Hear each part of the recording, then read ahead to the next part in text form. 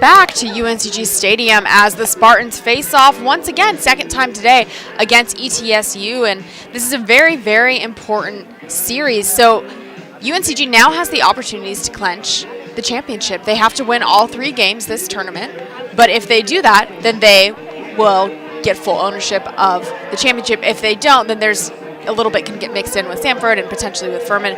But for right now, they're doing exactly what they need to do. Kelly Self on the broadcast with me. What did you see that went so well for the Spartans in Game 1, and how can they do that again in Game 2?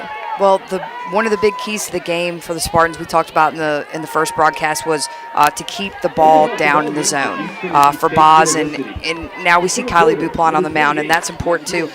They need to induce ground balls. East Tennessee has hit 73 doubles this year.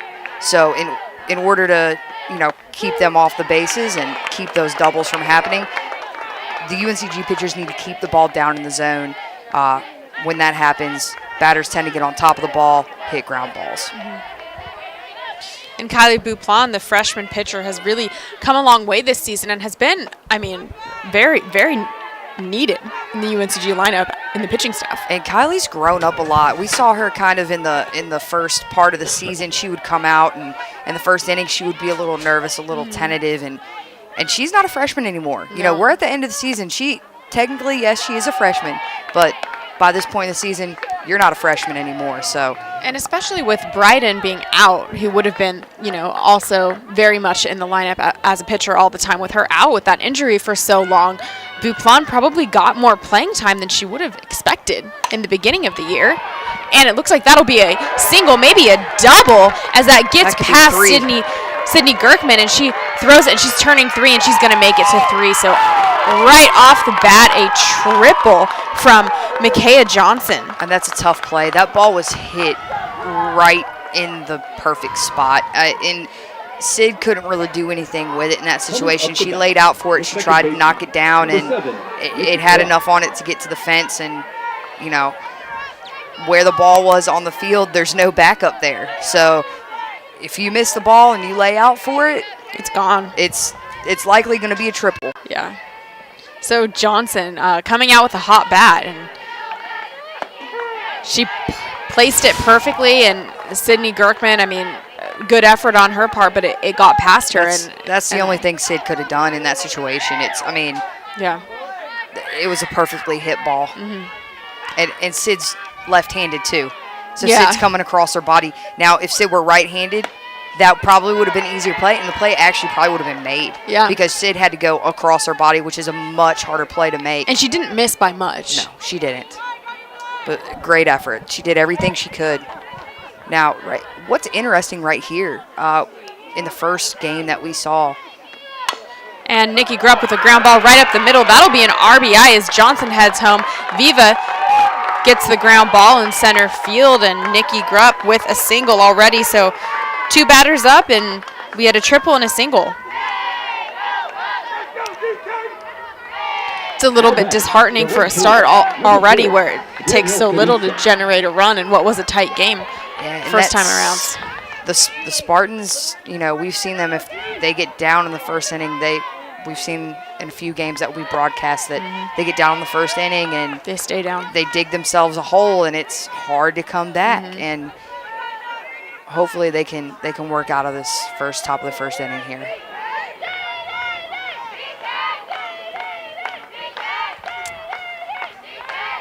Danielle Knutz up to bat, the strongest bat in the lineup. Kale throws down. That being said, though, she was 0 for 4 in the first game of this series. Not a good matchup. The Boz had her number. She did. So she's probably stepping in the box pretty frustrated, pretty angry right now, wanting to get a hit because she hasn't had one all day. And there's a screwball from Kylie Buplon, and Knutson totally misses that pitch. So 2 balls, 1 strike. Runner on first, 1 run already scored. Top of the first.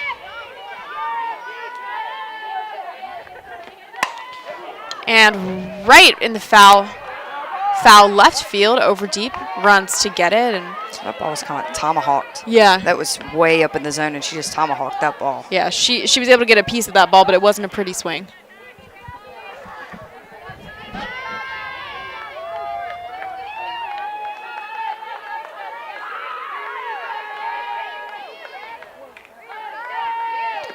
And Canusa hits that one, similar to where Sydney Gerkman got it last time, but this time foul ball. Sydney Gerkman able to run, got a good read on that ball, throws it in, and the Spartans have another out. And that one hung up in the air a little more. The first ball that was hit to Sid, you see this one hangs up in the air. Sid's able to get a good read on it and make the play. But the first one that was hit to Sid was more on a line, and it was dying, and it was pretty much do or die for Sid on the first one. So a much easier, almost a routine, even though she did have to run a ways for it. More of a routine play for Sydney Gerkman out in right field. 1 out for the Spartans. 3 balls have been hit. 2 of them have been hit to Sydney Gerkman in right field.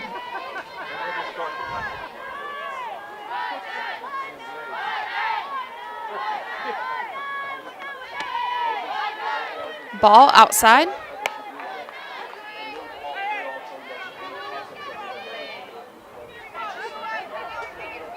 We saw in the first game of the series that Tiffany Lauren drew 3 walks From Bazonsky. From Boz, yeah. So she's got a good eye up there at the plate. She's pretty selective, and she knows the strike zone.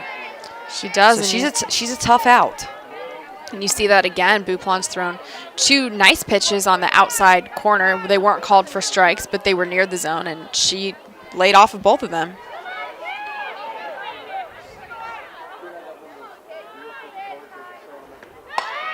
And hard foul ball goes right past Coach Irwin. He had a hit and run on there. The batter was leaving with the swing. So we saw in the first game that East Tennessee wasn't very good at executing bunting. Yeah. You know, wasn't very good at the small game, but this is the first time we saw a hit and run put into play. She got a piece of it, but that's still good execution if you're a batter, because the last thing you want to do is swing and miss, and then have your runner thrown out at second base, because Becca Kale's thrown out a lot of runners. She's a force to be reckoned with behind the plate. I saw her a couple weekends ago. I don't think we were on broadcast. I think we were audio only. Becca Kale threw it from her knees. Like, that's how quick she was. She threw it from her knees and still got the runner out. It was a ball in the dirt even. She had to dig it out. So, yeah, I wouldn't want to run against Becca Kale, no, to say the least. She does a good job.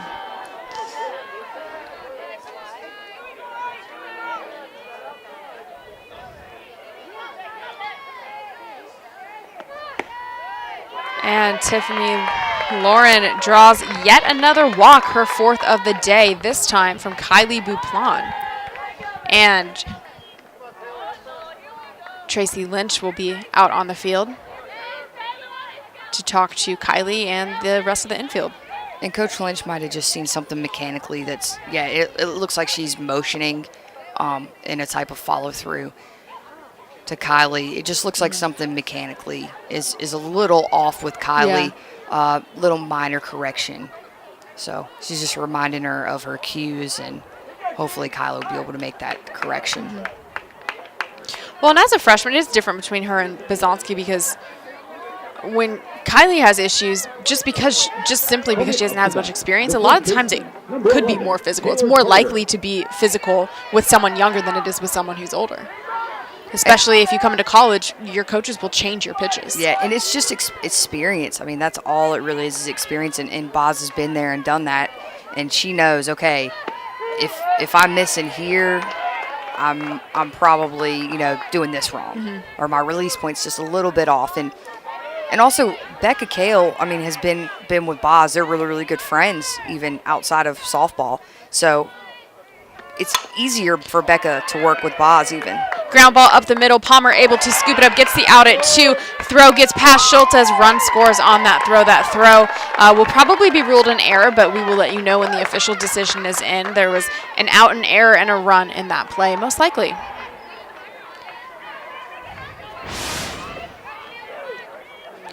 And Palmer had to scoop it up pretty quickly. Did a great job of getting it over to second, and it was when the throw was from second to first that the problem arose and the runner advanced home. And the runner did a great job of sliding and trying to break up that double play. The Spartans did turn 3 double plays in the first game, so ETSU has to be aware of that. And, as a base runner in that situation, you want to help your teammates out and break up that double play. So ETSU did a great job on the base paths there.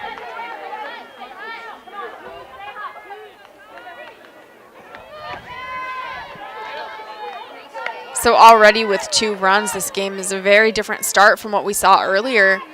The first 2.5 innings went by with no score, and it was only in the bottom of the third that the Spartans put the first run across the board in the game. And so already 2 runs with just 1 out. The Spartans will huddle in the circle here, just trying to settle, just kind of get a little settled down there. After an error, it led to a run scored. And just want to make sure no one's too flustered. That was a good timeout. I'm not sure who called for it, but. Kelsey Smith now up to bat, third baseman.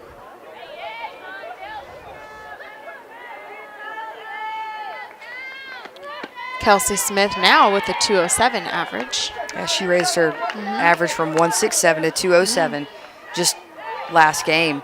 She had Boz's number. She really did. She had a great game. Lowest batting average in the lineup, and she had Boz's number. And ironically, how to contrast the highest batting average with Danielle Knutz, Boz had her number. Yeah.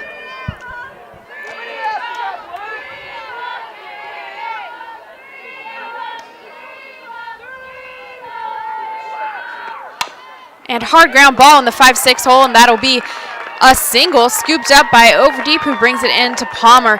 Palmer throws back to Buplon, and Spartans showing a little bit of frustration at this point, as none of these are getting hit super hard, but they're very effective in what they're doing. Yeah, it's base hits, and the Buccaneers are doing exactly what they need to do and putting the ball exactly where it needs to be.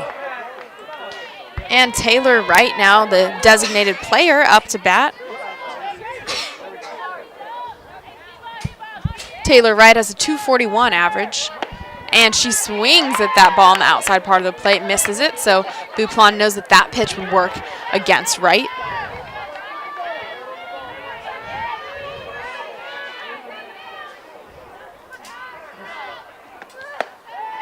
Tries that pitch again, but misses it a little bit outside. Not quite the same pitch, but that was what she was going for. She's really wanting that outside corner. She's really trying to paint that outside corner against the Buccaneers, and the umpire's just not giving it to her.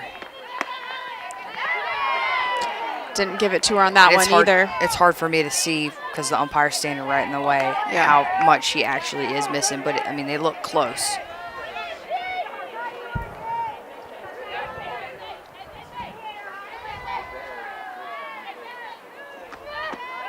And switches it up and goes inside, but that's a ball also, so 3 balls, 1 strike. Runners on first and second, and already there have been 3 hits and 1 error, 2 runs.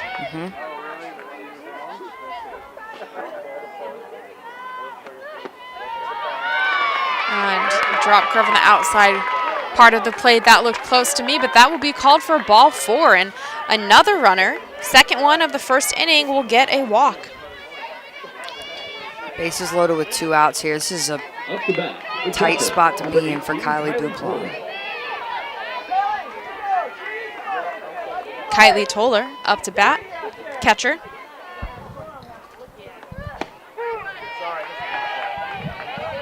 Gets a strike on that one.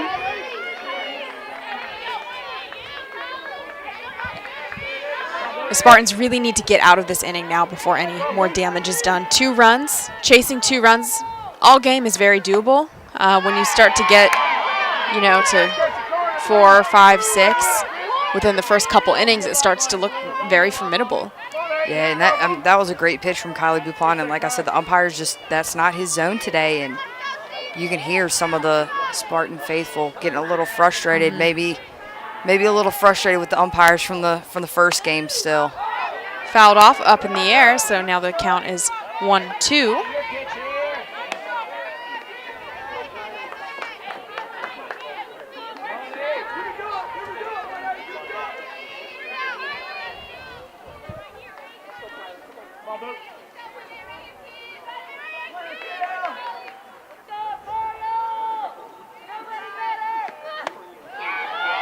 And that curve missed considerably on that part. Just pushed a little bit too far outside, but she did have just one ball, so not a bad time to throw off the plate to try to change what Kylie Toller is seeing in this at-bat. And Kylie Toller hacks at that one, and that was lucky for Buplon that she did, because that certainly would have been a ball, but now the count is still 2-2. Yeah, that ball was traveling out of the zone. And what we're seeing from Kylie Buplon is Kylie Buplon and Alicia Bazanski are two completely opposite pitchers. We talked about north to south, east to west. Kylie Buplon's the east to west pitcher. And up the middle, Palmer does everything that she can to reach for it, isn't able to. 1 run scores, 2 runs score, throw gets past Schultz, Kale scoops it up, so a 2-run RBI single. Great job from Kylie Toller, who really takes complete advantage of that situation and just hits a very, very good hit right over Jasmine Palmer. And Jasmine Palmer, maybe looks a little bit frustrated, but she did everything she could. That was fantastic on her part. It was a base hit the whole way. She couldn't have gotten that. No. She would have to have a 40-inch vertical jump in order to get it. She did everything she could to get it, and Jazz Palmer actually might be more frustrated in the fact that she made that throwing error, because that's also what is leading to these runs. A couple of these runs are going to be unearned for Kylie.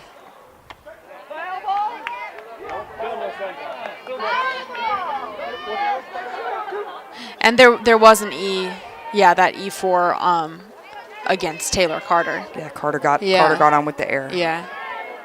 So the last 2 runs that were scored were unearned runs. And a line drive but goes foul. So they're getting a piece of the ball. They are. They're starting hitting it hard in the first inning, which is not a great sign. Not great if you're Kylie Buplon. Yeah. So she's going to have to change her spins. I don't think she can change her location, because this umpire is more of a hitter's umpire than a pitcher's umpire. So instead of changing her location, her spins have to be tighter.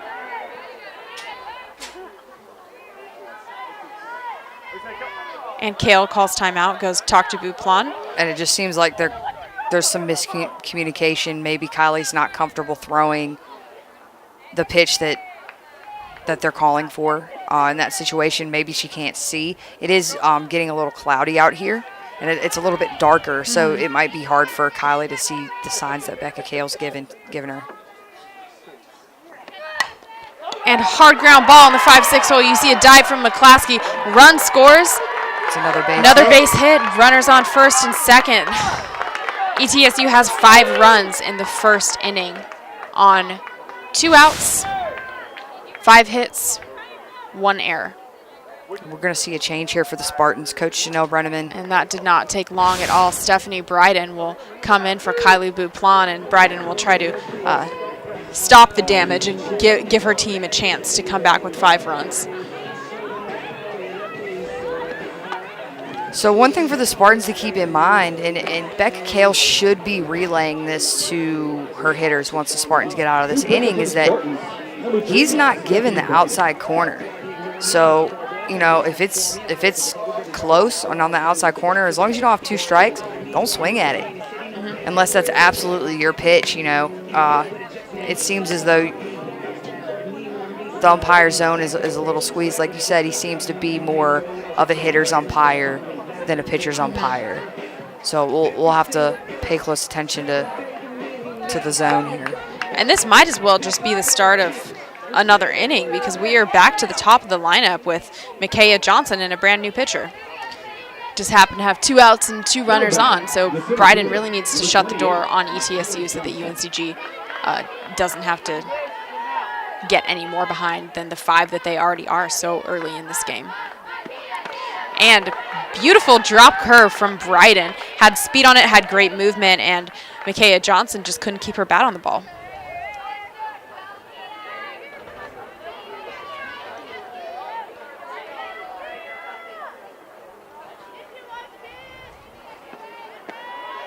That looked like a changeup there from Steph Bryden. I haven't seen too many of those from her yet. Steph, no.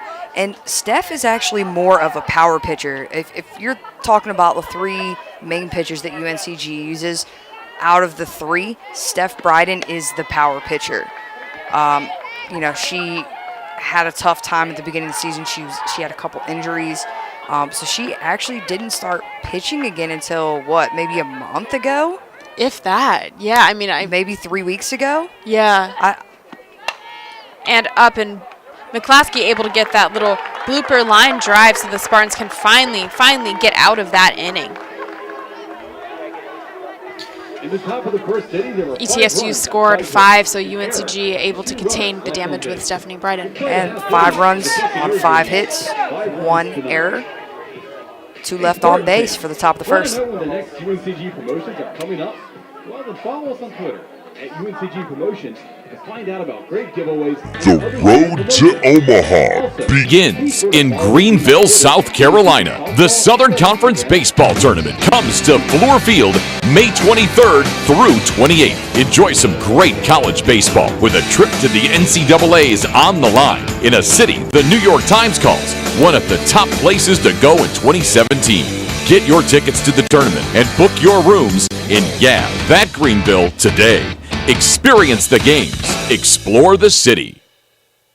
Add big flavor to your next get-together with Subway Catering, featuring good-to-go boxed meals with a side and freshly baked cookie, crowd-pleasing giant subs, and piled-high sandwich platters overflowing with flavorific choices. All made the way you say with everything you love, like jalapenos and Chipotle Southwest sauce. Subway Catering is simple and satisfying, a great value for any budget. Just call 877-360-CATER or visit Subway.com and let us take care of any occasion. Subway, cater fresh.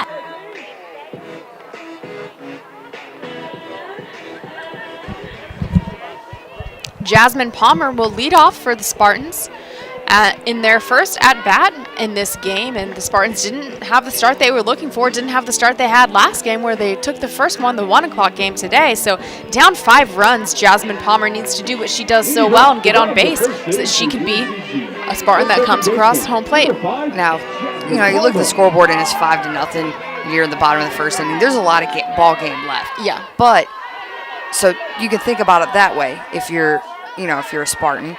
And then the other way you can think about it is we need to hop on them right now because they've got all the momentum on their side. They scored 3 more runs. This is a 5-inning ball game. Yeah. Not only did you lose the chance to possibly win the conference title, the regular season conference title, if you drop this game, but you also get run ruled by a team that you just beat. In the championship series. Exactly. Yeah. Or what could be. They need to. The Spartans need to jump on them right now and stop the momentum that the Buccaneers have. They have a lot of reason.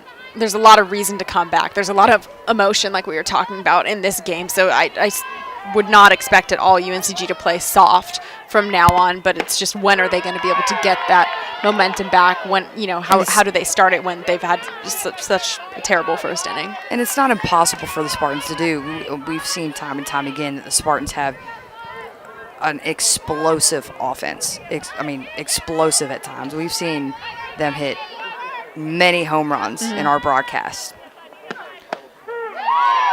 And Palmer takes that strike. The count is even at 2s.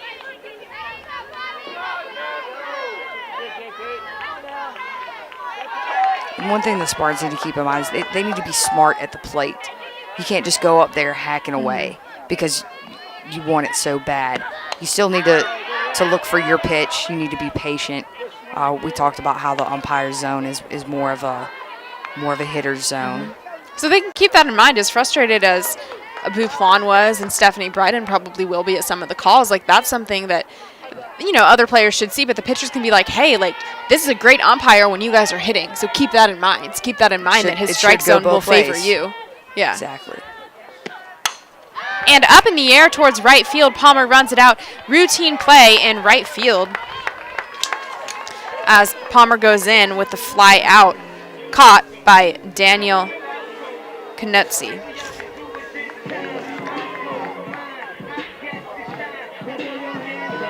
Now batting, the left fielder, number 4, Alexis Overdeep. Alexis Overdeep now up to bat for the Spartans. The speed lefty really just needs to get it chopping on the ground, and she'll be able to run it out. Right, and we saw that she was 1 for 2 last game, and we saw that one hit that she got. She slammed it really hard down into the ground and was able to beat the ball out.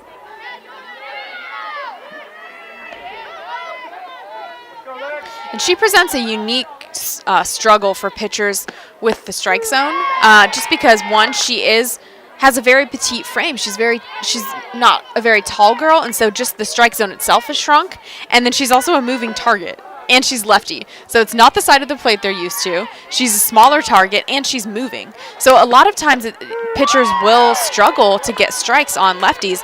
This pitcher not seeming to have a problem so far as she has 2 strikes and 1 ball, but that is something that's not uncommon in softball. Madison Ogle, the right-handed pitcher, junior, with a 3.69 ERA, is on the mound right now. And Ogle seems to be staying on that outside corner and staying away from Lex, which, as we talked about before in the first broadcast, is Lex is moving toward the field, toward first base, so that outside corner is a problem area for slap hitters. We see she just gets a piece of that one there. Ogle stays with that outside corner.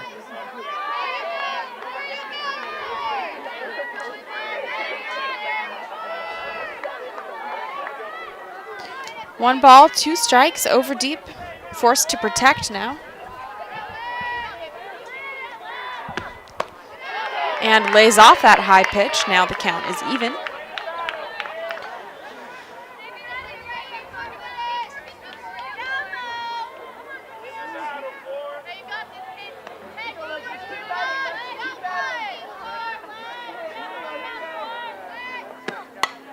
And up in the air, that'll drop right by second base. Overdeep rounds first, and she is on. Base hit placement for Alexis Overdeep. Great that's a job. Beautiful hit, and she had a great at bat. She had a couple foul balls. She hung in there.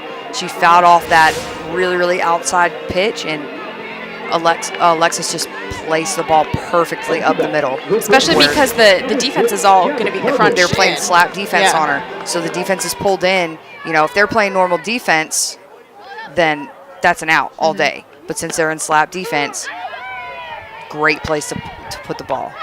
And the she Spartans have a base runner. They do, and they have the fastest base runner in their artillery. So that's, having her on base is a great way to start the first inning. And Lex is 10 for 12 on the bases for stolen bases and attempts. You think she's going to steal?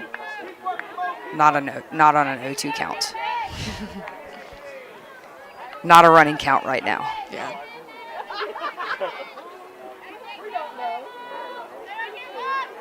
And Gabby's been hitting the ball pretty well too, so she has a chance of putting Lex into scoring position here. And Lex really does take a big lead, which she can. She should. If she's someone that steals, she's someone that can get back quick enough. But that's the kind of steal that drives catchers insane. She is very aggressive on the base path.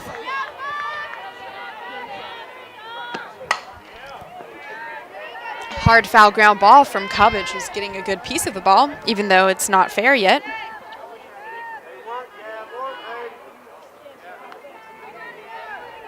And that's okay. She's hitting it on the line. Even though it's in foul territory, she's hitting it on the line. She's making contact. She's getting her timing down.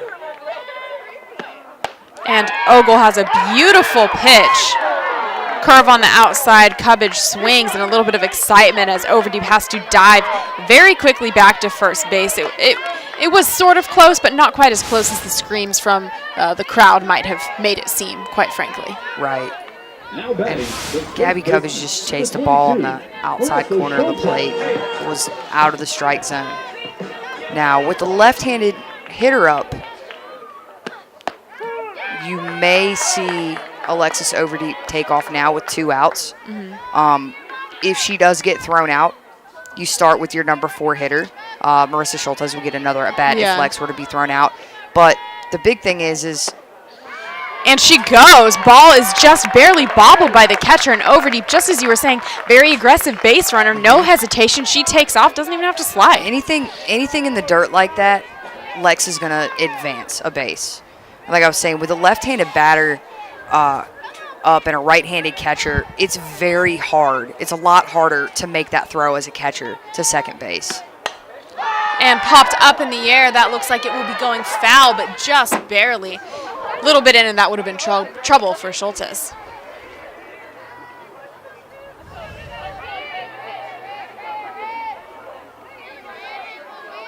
Marissa's looking to carry the momentum she had from the first game over. She had that base hit up the middle that put UNCG ahead. Anything in the green for Marissa Schultes would score Lex. And popped up, and that'll just be a out for the first baseman, out in foul territory. And unfortunate for the Spartans. in the bottom of the first inning, there were no runs. In the Spartan half of the inning, no runs, 1 hit, no errors, 1 left on base. We'll be back with the top of the second. The UNCG Alumni Association wants to... These are the student athletes. This is where they train. These are their homes. This is where they become Rhodes Scholars and academic All-Americans. These are the athletes they've always admired. This is where champions are crowned and moments are made. This is the Southern Conference. Human beings can be hungry anytime they please. Maybe you messed up and didn't eat enough lunch. Perhaps dinner is very far away. It doesn't matter. Come to Arby's and solve your hunger problems with dollar sliders, cookies, small-size fries, drinks, and shakes, each for $1 from 2 to 5 p.m., not a.m. Arby's, we have the meat.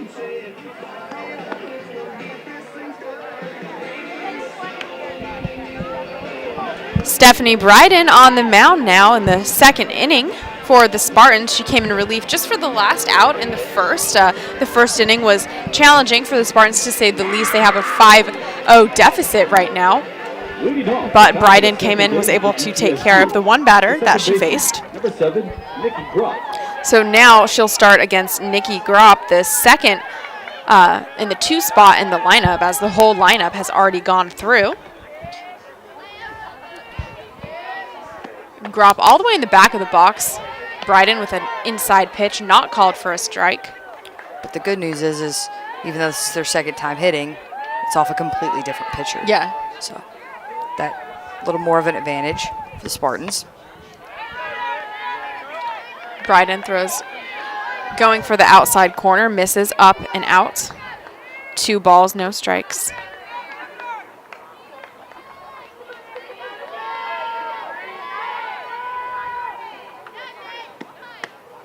And same pitch, a little bit of an adjustment, but not enough of an adjustment. Now she's down 3-0, and really the Spartans, they can't afford any more defensive lapses. No, and not as at this a point in pitcher, the game. as a pitcher, you don't want to walk the leadoff batter either. Yeah. Because that usually comes back to bite you. It does, and she walks her. So first batter of the second inning gets a free base, and that is now the 3rd walk of the game so far for the Spartans. And we see Becca Kale out talking to Steph and just trying to settle her down and saying, hey, you're missing outside. Make an adjustment. You can do this. Rely on your defense. They got your back. Coming up to bat, the right fielder, number 4, Danielle Knutsa.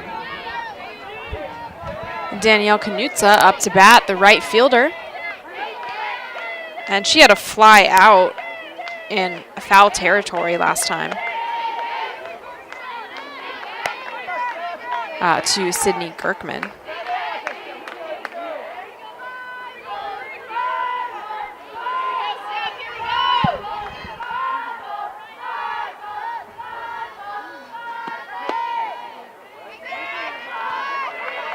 Two balls again, so that's six straight balls for Bryden. Yeah, you can hear the East Tennessee dugout kind of getting rowdy over there, reminding Steph Bryden that she's thrown 6 straight balls.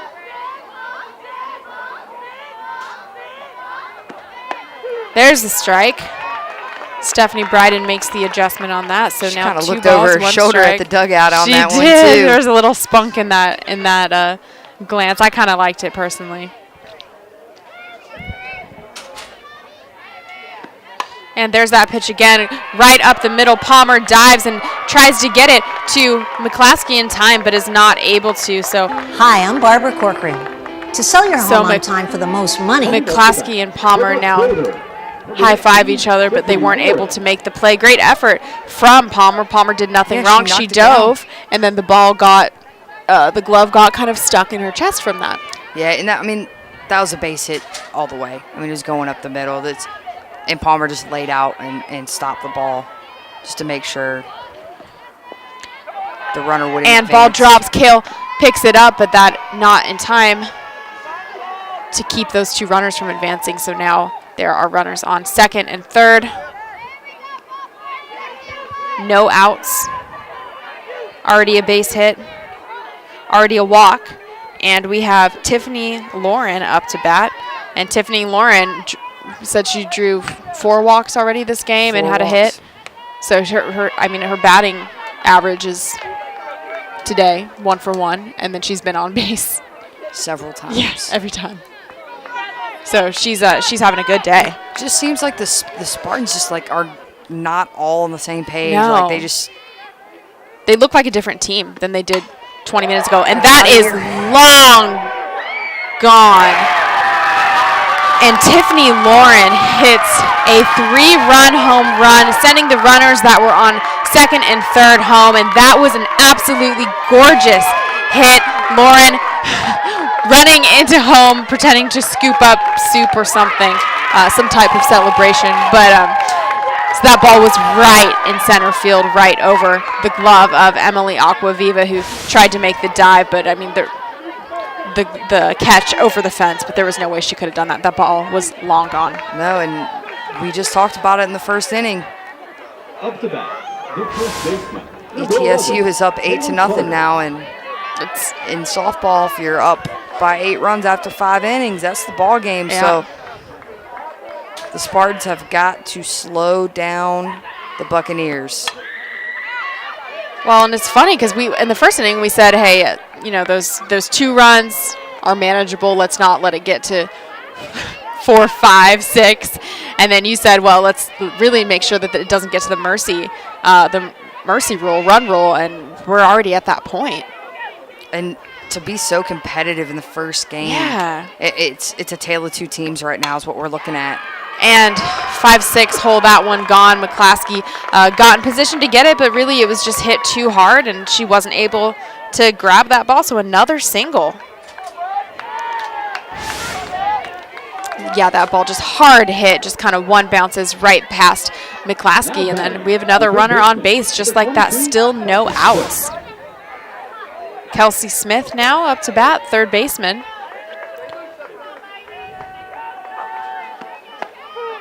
Strike inside part of the plate.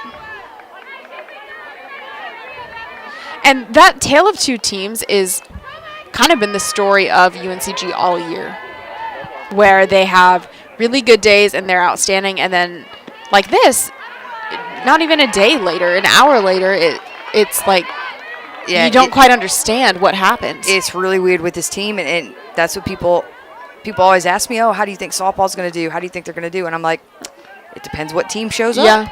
Honestly, it's Dr. Jekyll and Mr. Hyde sometimes with this team, and it's either they're really, really good and they're firing on all cylinders, or everything seems to go against them. So hopefully the Spartans can turn this game around and find a way. And we've seen them have 8 runs in one inning. Yeah, before. we've seen them put up an 8 spot they can in put up one runs inning. very quickly. It's just whether they have the mentality to do it. I don't know that I've seen them come back 8 runs in an inning. I've seen them put up runs when they were already ahead or behind by like 1, but not with a deficit like this. But I mean, we'll see. This is the championship they're playing for, so there might be a. I would hope that there's a little bit of spunk. They've got to want it. I mean, you've got to want it, and you've got to give every ounce of energy. You got to put every ounce of energy into this game right here. And we talked about, keys to the game and keys to the series. You got to take one game at a time. You can't be like. And that ball is up, and that looks like Alexis Overdeep will be able to make the catch, and she does, and the Spartans have their first out of the second inning from Alexis Overdeep. And one thing that the Spartans might have done is say, oh, well, we just beat them 4-2. Look, 4-2, they only won by 2 runs. They won the game. But you can't, you got to forget about that. You've got to forget about that win, because that win doesn't matter anymore. No. It's behind you. You've got to win this game. And that ball is gone. And we'll see how they call it. Called foul. I mean, that might have been hard to tell. That's one of those. Yeah, we're not right on the line. Yeah. It's got to go right over the foul pole. We're not right on the line, so Steph Bryden lucked out on that one. So long foul ball. The Buccaneers are hitting her very hard right now. Yeah, Taylor Wright showing that she can hit the ball pretty far, though. And so Bryden makes the adjustment by throwing the outside instead of the inside, but Bryden doesn't have as much control on the outside today as she has on the inside. And so with this team, it would be better to have command on the outside pitches. Right, it seems like they're better at hitting the inside pitches. We see another ball squared away from Becca Kale, which is very uncommon. Very uncommon. And I don't know if I didn't see on that pitch, Steph Bryden might be crossing Becca Kale up, because that's so uncommon with Becca. You don't usually see that happen. Yeah. So what we're saying about crossing up is Becca Kale might be setting up on the inside corner of the plate, and Steph's pitch is going to the outside, so it's crossing her up, and it's making Becca have to move. Well, and pitching coach Tracy Lynch out there to talk to Bryden, just like she went out there to talk. It looks like Bryden's actually taking her sleeves off right now. Yeah. That might be the problem. And they're sharing a little bit of a laugh. She's just struggling a little bit because a long sleeve and they're tight, and she's having to get it out from under the. That's pretty talented, jersey. though. It is. That's really talented. Let's see if this changes things. We'll see. And honestly, like that, I mean, pitchers are a different breed. I know you were a pitcher. I was a pitcher. Pitchers are a different but I agree. breed. Yeah. And if one little thing is wrong in like a warm-up, or something's not feeling right, or the sleeves are too tight. Temperamental. That could completely change the mentality of a pitcher. There's that pitch. Okay. So there's a strike. There's the sleeve. Even though it's such a minute thing and you don't think it matters, those sleeves actually could have been affecting Steph Bryden. They could have been. Or if they weren't, they could have been having a placebo effect, which is still valid in its own way, right? And there we go. We see the strikeout. So, hey, take off the sleeves and suddenly get command of your curve and drop curve. I mean, I'd say whatever works for Stephanie Bryden's a good call right now. Now batting, the catcher, number 18, Kylie Toller. Kylie Toller now up to bat. Toller had a 2-run RBI last time up into right center field. She thinks about swinging at that one. They better check that. It is getting checked and called for a strike. Bryden ahead of the count. She's thrown 3 straight strikes. After she took the sleeves off. She took the sleeves off.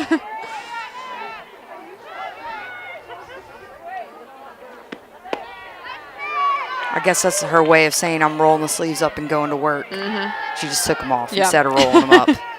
I think they were so tight she probably couldn't roll them up. Yeah. I mean, those look super tight. They're not comfortable. You want them to be tight, but I don't know if you want to be that tight. Because they look super tight on her. I always just thought, like, if you're cold, you need them, but, like, they were so uncomfortable that I felt like they did kind of get in the way just with your comfort, with like throwing. On a day like today, too, like it's cool today, especially for May. It's cold for May in North Carolina. But I wouldn't be wearing sleeves if I were out playing. When I was playing, I would put on a jacket, in between, innings. yeah. And ball up in the air, it looks like it'll go to Cubbage, who's calling everyone off. Cubbage able to make the play. The Spartans get out of the inning. 3 runs scored. All of those runs on the home run with 3 runs scored. 3 hits, 3 runs, no errors, 1 left on base. We'll be back for the Spartan half of the second. The road to Omaha begins in Greenville, South Carolina. The Southern Conference Baseball Tournament comes to Fluor Field May 23rd through 28th. Enjoy some great college baseball with a trip to the NCAA's on the line in a city the New York Times calls one of the top places to go in 2017.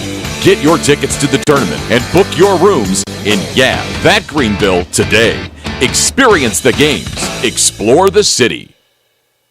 Add big flavor to your next get-together with Subway Catering, featuring good-to-go boxed meals with a side and freshly baked cookie, crowd-pleasing giant subs, and piled-high sandwich platters overflowing with flavorific choices. All made the way you say with everything you love, like jalapenos and Chipotle Southwest sauce. Subway Catering is simple and satisfying, a great value for any budget. Just call 877-360-CATER or visit Subway.com and let us take care of any occasion.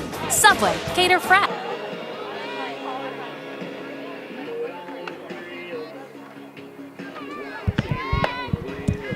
UNCG is up to bat, and they will need to start to get something going pretty quickly.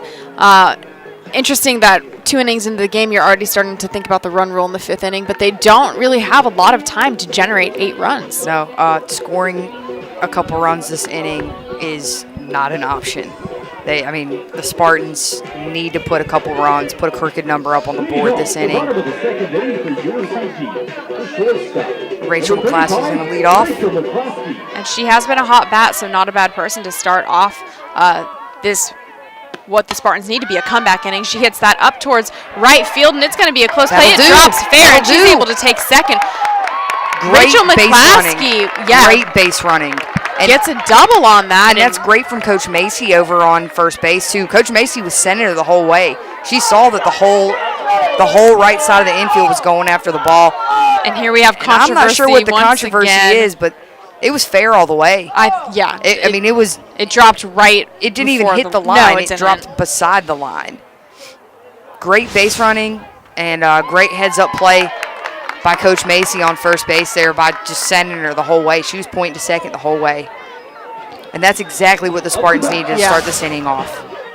And it doesn't matter. Like, that wasn't a pretty hit. It wasn't – she didn't get a great piece of the ball, but she got the ball in play, and she got it in a good spot, and she got a double out of it. And it doesn't need to be pretty. They just need to get things done. That's right. It wasn't pretty, but you know what it goes down on my score sheet as? A double. A double. Yeah. You know what it goes on the stats as? A double. No one's going to remember that it was an ugly hit. No. She did her job. And Tori Wright now up to bat with 1 ball, 1 strike. And Tori's due. Tori was 0 for 3. The next couple Spartan hitters in the lineup are due for some hits, because they were 0 for the first game. So we'll see if the bottom of the Spartan lineup can get it going here.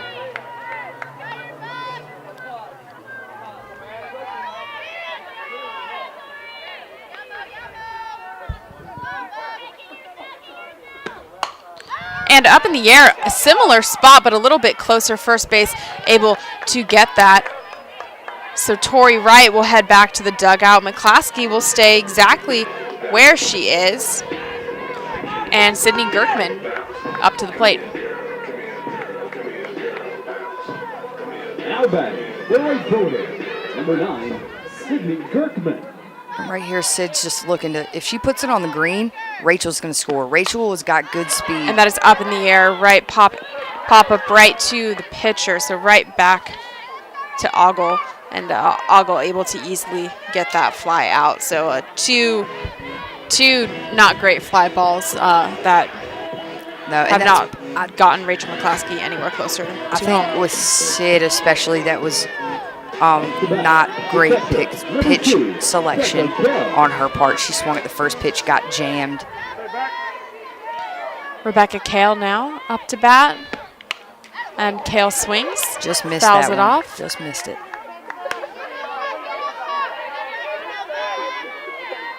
So like I was saying with Sid, even with Becca here, if Becca puts a ball on the green, Rachel McClaskey, especially with 2 outs, Rachel McClaskey is scoring. And at least the Spartans can put 1 on the board. So that's what Becca's looking to do. McClaskey's the one you call sneaky fast, right? Yeah, sneaky fast. Yeah. Rachel's sneaky fast.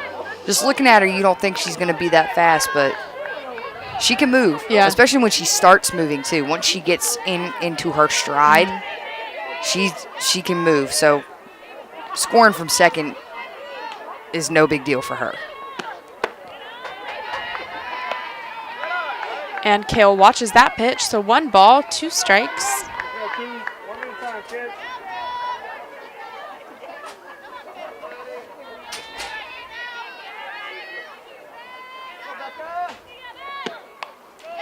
Swings at that one.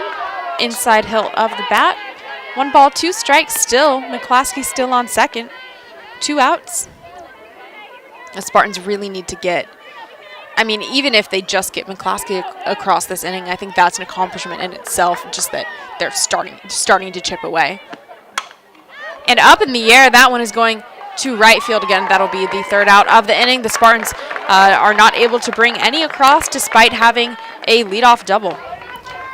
In the Spartan half of the inning, no runs on 1 hit, no errors, 1 runner left on base. We'll be back for the top of the 3rd. These are the student athletes. This is where they train. These are their homes. This is where they become Rhodes Scholars and academic All-Americans. These are the athletes they've always admired. This is where champions are crowned and moments are made. This is the Southern Conference. Human beings can be hungry anytime they please. Maybe you messed up and didn't eat enough lunch. Perhaps dinner is very far away. It doesn't matter.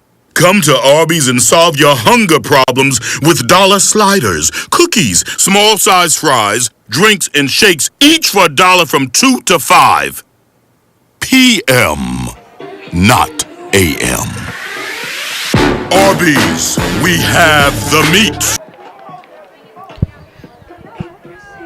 In the top of the 3rd inning, Stephanie Bryden on the mound, in UNCG looking to do what they haven't done so far this game, and that is keep ETSU from scoring. And I think, even to get ETSU 3 up and 3 down in this inning would be big for the Spartans. I think that would kill a little bit of ETSU's momentum. Yeah. So that's what they're gonna look to do that this inning and see if they can get back in the dugout really fast and get those bats going.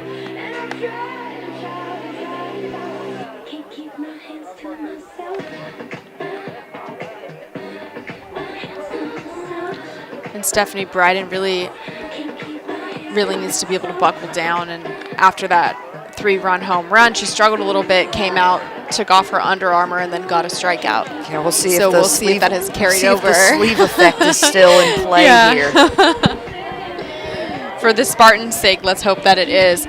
Up to bat now, we have Kelsey Chernick, the shortstop, and last time she had a single into left center.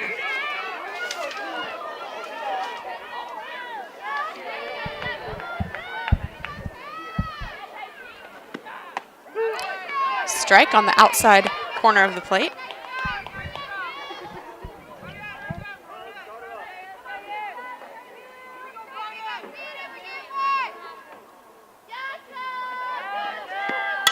And right up the middle, McClaskey able to get it, throws, Schultes gets the throw, and easy routine out for the Spartans. Not easy, it was a great play, but routine, and that McClaskey will be able to get that play done every time. Right, Rachel's got great range out at shortstop. We were talking about her being sneaky fast, and that goes along with her range. Her range at shortstop is awesome. So the ball hit up the middle. It was actually hit kind of sharp too, and McClaskey's able to make the play. And Makia Johnson now up to bat. Nice changeup. Beautiful changeup from Stephanie Bryden, and you see Mikea just kind of go with that kind of pitch because it's frustrating. You can't really do much. Especially as a leadoff pitch, you're honestly not expecting a pitcher to start you off with a changeup, especially with a pitcher like Bryden, who is a power pitcher. Yeah. She throws the ball very hard, and she hasn't really shown a changeup a whole lot. Even last year, she didn't show her changeup too much. Yeah. So you're not really looking for that to happen. And ball. Bryden now 2 balls, 1 strike. Mikea Johnson had that triple to start off the game, and then she had a line drive out to center field. Not to center field, to McClaskey. Line drive out to McClaskey. Looks like Bryden's just missing low right here. Needs to make a little adjustment.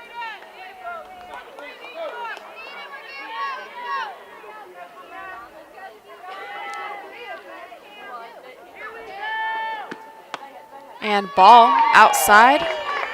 Bryden walks Johnson. So Mikea Johnson on first base, 1 out. Nikki Grupp, the second baseman, now up. Number 7, Nikki Last Grupp. time she faced Bryden walked her.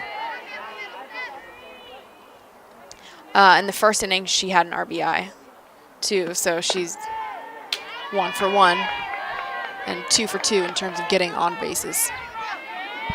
But the one hit was against Buplon. Yes. So against Bryden, Bryden just walked her. Bryden will look to get a ground ball here. And Kale throws back, but Johnson able to get back in time.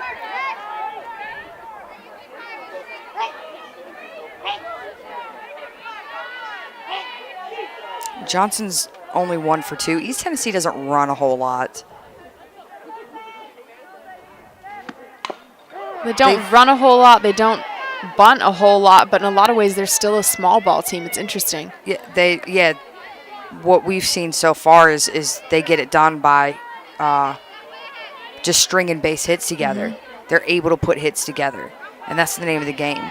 I mean, you can out hit a team all day, but if you don't put the hits together, you can't win a ball game because that's not going to score a run. And up towards right field, over deep, able to make that play, and there's another out for the Spartans.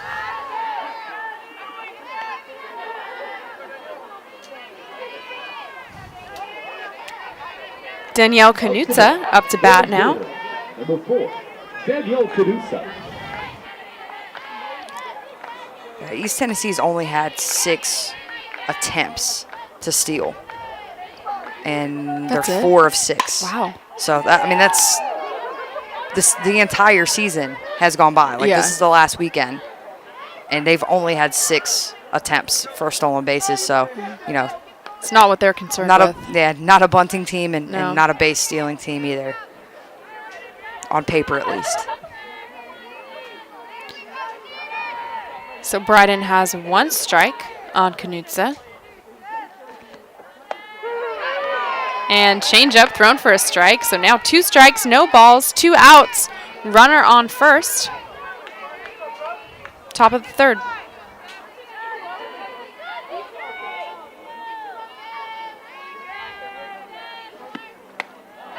And swing and miss on that rise ball. Bryden gets the strikeout. Knutsa retired back into the dugout, and the Spartans will have to start to get some runs. No runs, no hits, no errors, 1 left on base. We'll be back for the bottom of the 3rd inning. Your score, ETSU 8. Hi, I'm Barbara Corcoran. To sell your home on time for the most money, you need a sharp agent with a marketing strategy that creates the most demand. Bottom line, you need a partner willing to put their own money on the line for you. In Greensboro and Winston-Salem, it would be Jason Bramblett. He attracts hundreds of buyers and creates so much demand that Jason can guarantee if your home doesn't sell at a price and deadline you agree to, he will buy it. Partner with the agent I trust. Go online or call and get your home sold. Some of the changes I've seen myself since I've been here at UNCG is just, I've been really challenged. I've been really encouraged courage to come out of my comfort zone. As a professor, what I feel is most important is to find that passion. You have this dream of doing something bigger for the world, but you don't know how to get there. This is a place where you go to figure it out.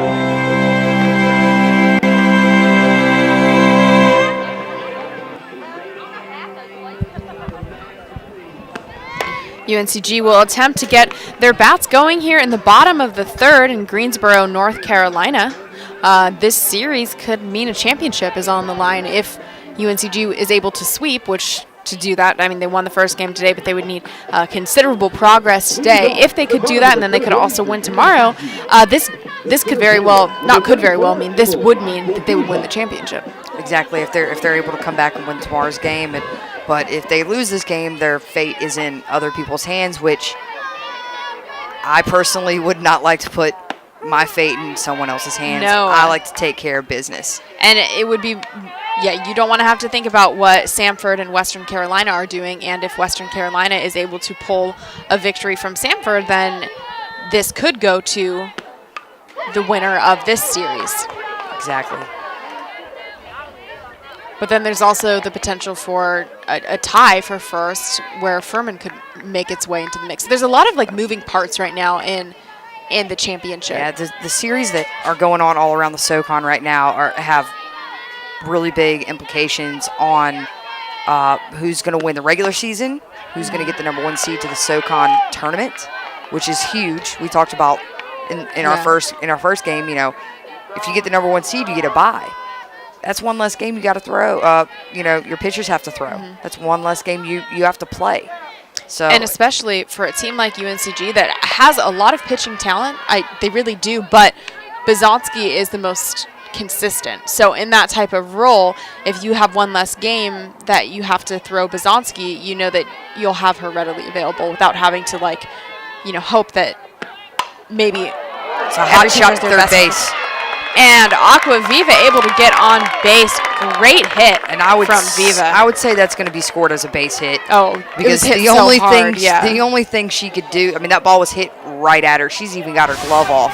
Yeah, I think that was she didn't even see that ball. No, I mean, I think if it would have been hit at her glove, if it would have been hit at her body, it would have hit her in the body. I don't think she would have been able to get her glove up. Yeah, I mean, there's no way that's an error. You see Coach Janelle Brenneman checking on the East Tennessee third baseman there.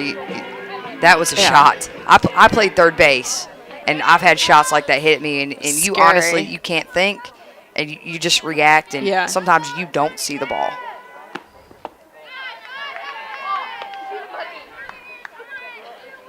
Palmer takes a ball. So Aquaviva has some speed. Palmer has a good eye. Spartans have one on. Palmer, has a pretty good tendency of getting on, and then ideally they'd have runners on first and second. She also has, we've seen her crack a couple home runs out of here. She has some power, too. She's, Palmer's like a triple threat up at the plate. She Palmer's draws walks, she gets on bases. The Spartans can really get something going here with that leadoff single. That means a lot. And up in the air, foul back. Especially at this point in their lineup, we talked about Emily Aquaviva being in that number 9 spot. The number 9 spot is pretty much the same as the number 1 spot. Yeah. You use that in softball and in baseball to wrap your lineup around and get it going. And Emily Aquaviva got on and did her job, and now you've got your top of your lineup up. It's time for the Spartans to show off that offensive power that they are known for having in the SoCon. Best power hitting team in the SoCon. Jasmine pops it up, and center fielder makes an interesting play, although she does a good job of keeping her body in front of it. It looked like she wanted to dive for that play. That was the initial response, and then realized that she couldn't, and so instead she kind of just pushed her body in front of the ball so it wouldn't get past her. Yeah, and that was a good play.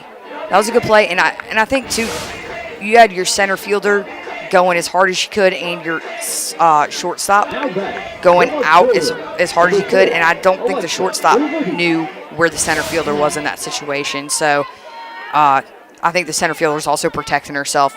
If she would have ran through that ball, she would have had a better chance at it. Yeah. Good news for the Spartans, though. Yeah, 2 on with no out, and both were hits. Alexis over deep. She was up in the first inning, and she got a single right up the middle. And she shows for a bunt. Takes back. It's a ball. Now 2 balls, no strikes. And those 2 runners getting on with hits is bigger than, if Jazz Palmer were to get a walk and get on. Yeah, you still have the same amount of runners on, but hitting is contagious. It is. So it would not surprise me one bit if we saw the Spartans get something going this inning, because they're feeling a little bit of momentum. They're saying, hey, Viva got a hit, Jazz got a hit. It's my turn now. We're going to do this. I think that this pitcher is more hittable than in the first game. I agree. A little bit less speed, a little bit less movement. I mean, you're doing a great job. It's not in a negative way. I just think that she's a little bit even more predictable, just because the pitcher in the first inning, Lindsay Fadnick, had so much power and so much spin that sometimes the ball would go a little bit all over the place. And that'll be a out from over deep, and runners caught in, and Palmer will not be able to get back in time. So 2 outs. Double play. That just killed any momentum ETSU, the Spartans had. Yeah, and that's exactly what it is that momentum just It was a great hit. Crushed. And the thing, Emily Aquaviva couldn't do anything. She was halfway, and if that gets by your left fielder, Emily Aquaviva scoring all day, but if it just drops in front of her for a single, the left fielder still has a chance to get the out at third base. So yeah, and Viva going back. It's an unfortunate play. Yeah, it's one of those things that's unavoidable in softball as a base runner. Like, you can get out in that type of situation and do nothing wrong, because you have to take a lead, you have to be ready, and sometimes you just get caught on line drives. And that's what happened to Viva. Cubbage now up to bat.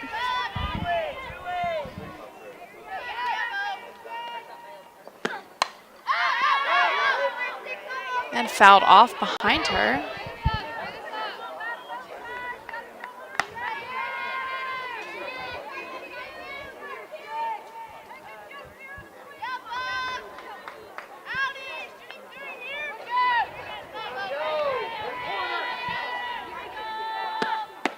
And Ogle with a very pretty drop curve on the outside corner. That's the same pitch that she chased last inning too, that she struck out on last inning. And I mean, Ogle, props to her on that. That was a good piece of pitching.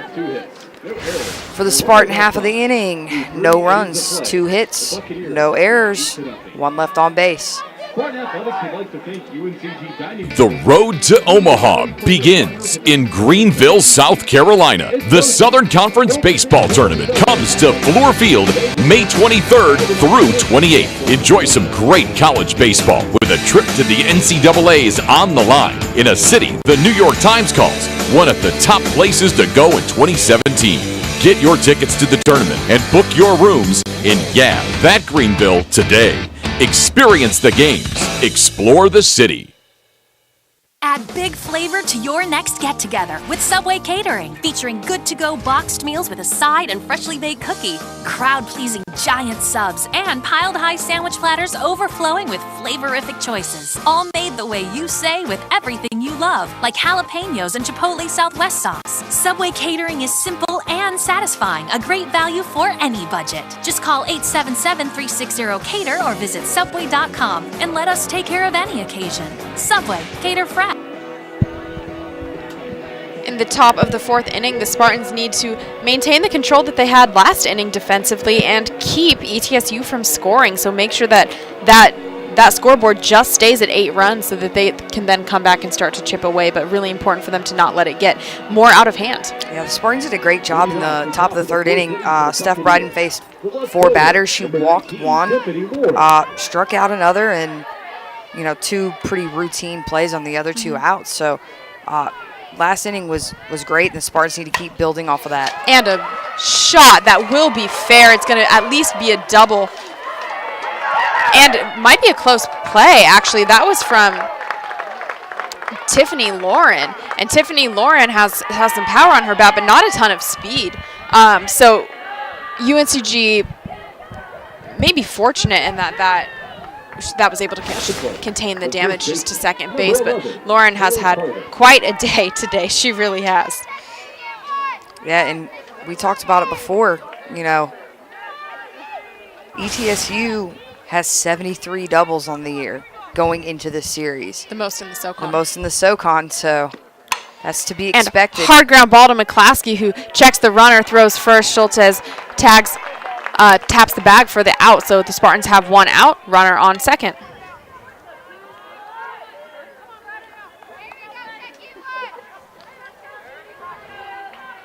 Kelsey Smith, now the third baseman, up to bat. Smith had 2 singles today, both of them to left center field. No, a single and an out, both to left center field. Excuse me.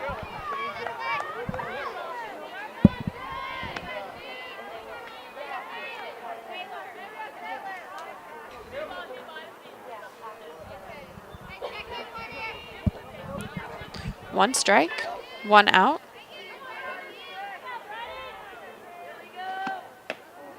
And that ball inside.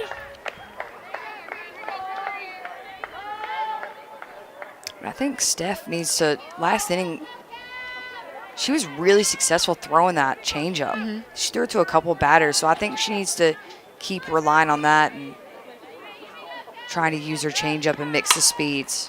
And that curveball hit, get just past Schultz as Palmer will scoop it up, so it'll be a single. Single, and Lauren will advance to third base, so there's a runner on third and on first, still one out.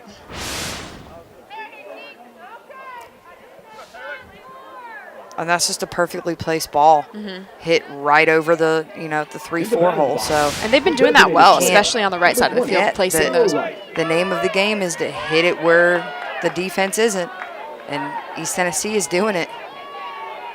Taylor Wright now up to bat. She had a walk and a strikeout. Strike on the outside part of the plate for Wright.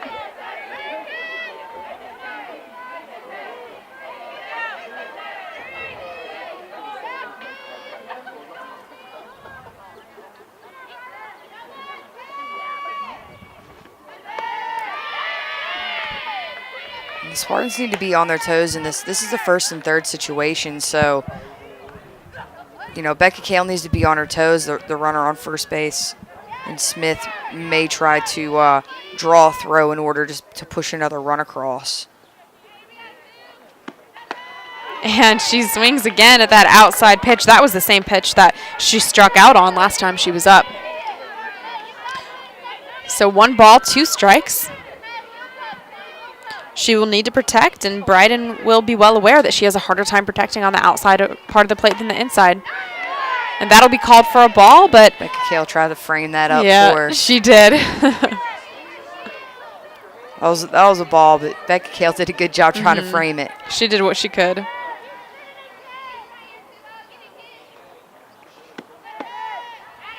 So now 3 balls, 2 strikes. The count is full.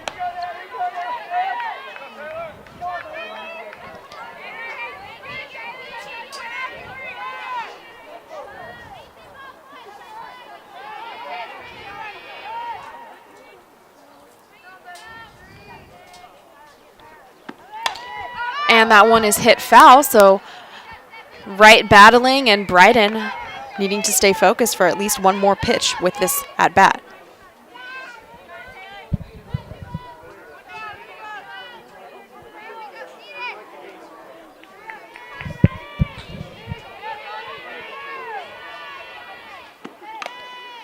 And on the outside part of the plate, fouled off. That one comes back. Still hanging in there. Yeah. She's battling with Bryden.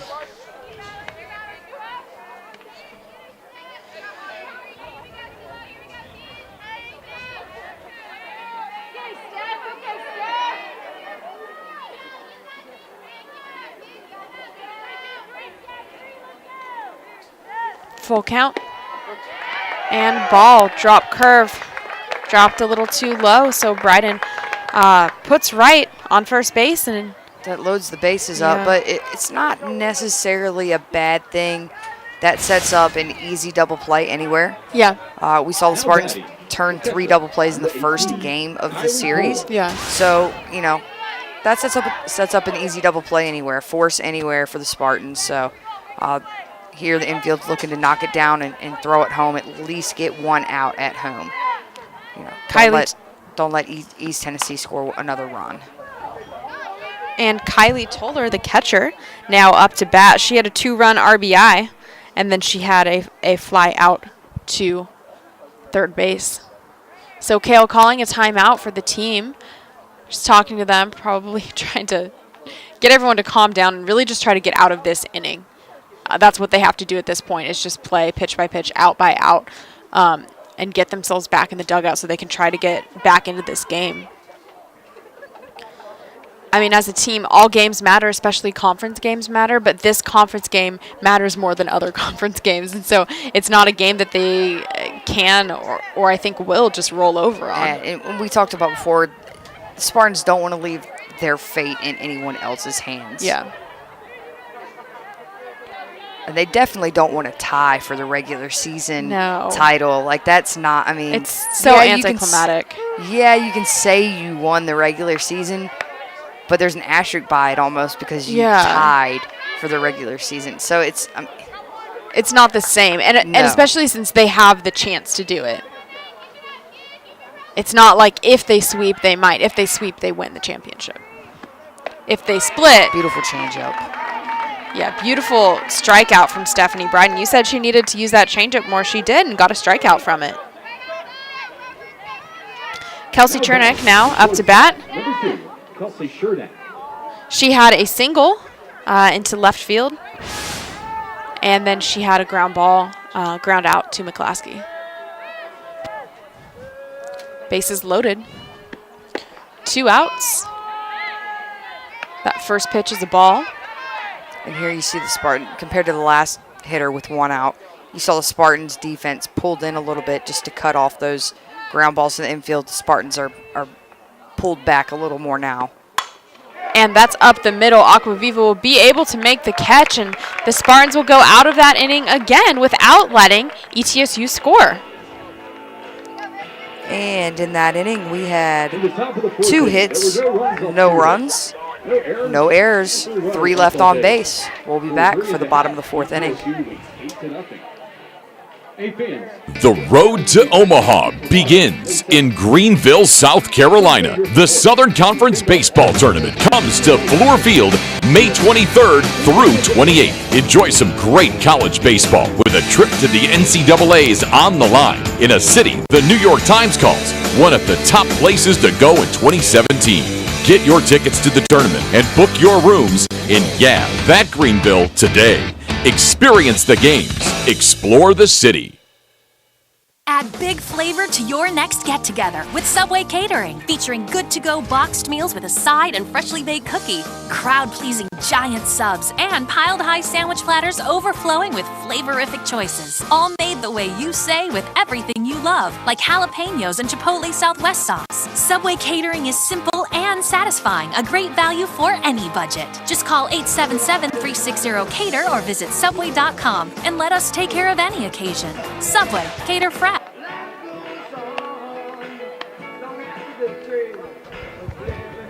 Bottom of the 4th inning here in Greensboro, North Carolina. UNCG will need to make some fast progress and really start to get runners on base so they can score, because they are slowly getting to the point where they could be run ruled. Right, and the Spartans don't have much time to do it. They have the bottom of the 4th and the bottom of the 5th.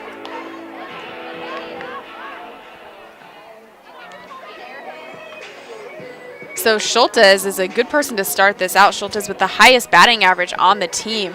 Lefty, power lefty, so she really can hit the ball pretty hard. So we'll have Schultes, McClaskey, and then Wright coming up to bat.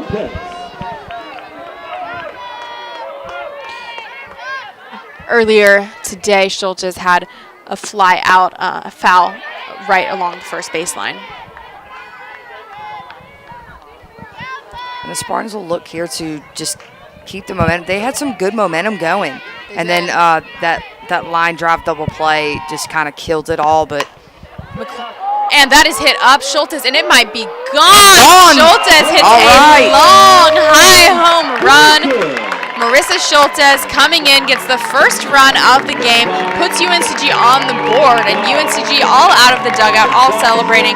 Great way for Schultes to really show off that power, and great job with the Spartans as they will try to continue what she's done. And that's Marissa's 9th home run on the year. Man, she got a piece of that ball. Yeah, and we talked about in the first game how her hips are so explosive, and you don't want to leave the ball into the lefty hitter like that, because it's gone. Yeah. 9 times out of 10, especially with Marissa being so explosive. And McClaskey hits a hard fly ball. We'll see if that home run can spark the Spartan offense here. You don't usually see home runs lead to rallies. You know, No.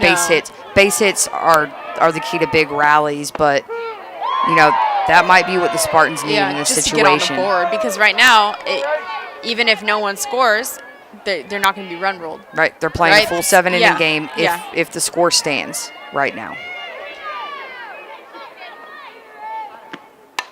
And McClaskey hits that up the middle, and it's not going to drop. Shortstop able to make the play, so the Spartans have an out.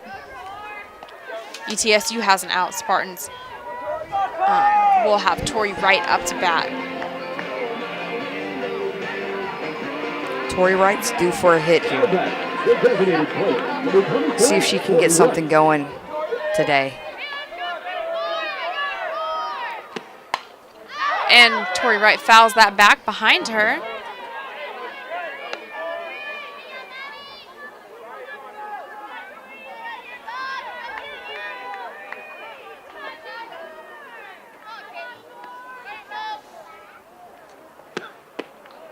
And Ogle throws low and outside on the right-handed Tori Wright. Doesn't get the call, though. 1 ball, 1 strike.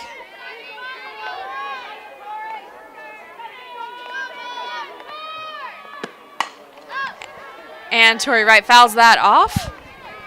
Gets a good piece of it. Yeah, these past 2 hitters with McClaskey and Wright, Ogle's going inside on him, and we saw Marissa. She went inside with her, Marissa took her yard. Yeah. And it's just the Spartans need to time it a little bit better. They're just a little out in front of the ball. Whereas Marissa waited on it, put it over the fence. You saw with McClaskey and now Tori Wright, 2 hard foul balls, but out of play.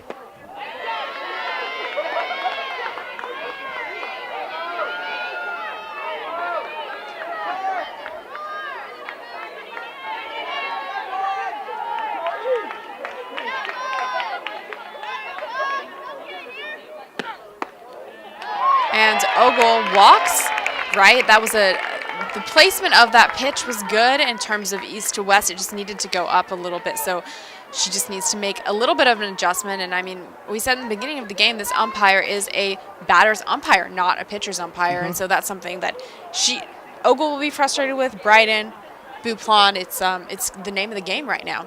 And we'll see a pinch runner coming in for Tori Wright, Emily Lopez coming in to pinch run.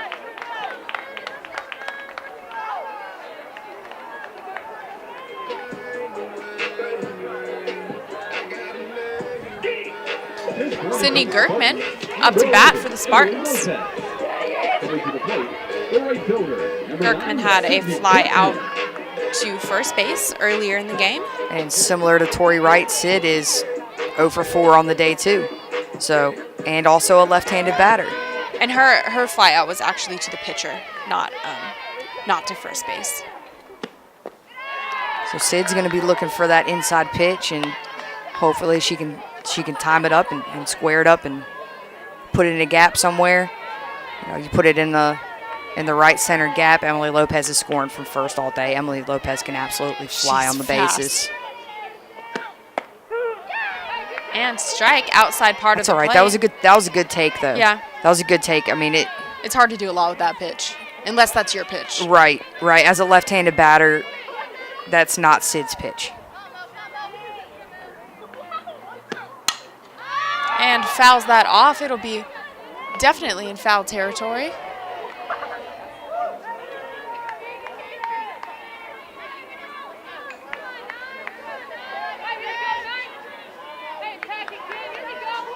right now the mindset of the Spartans has got to be just base hit, base hit, base hit. You don't want to try to do too much with the ball.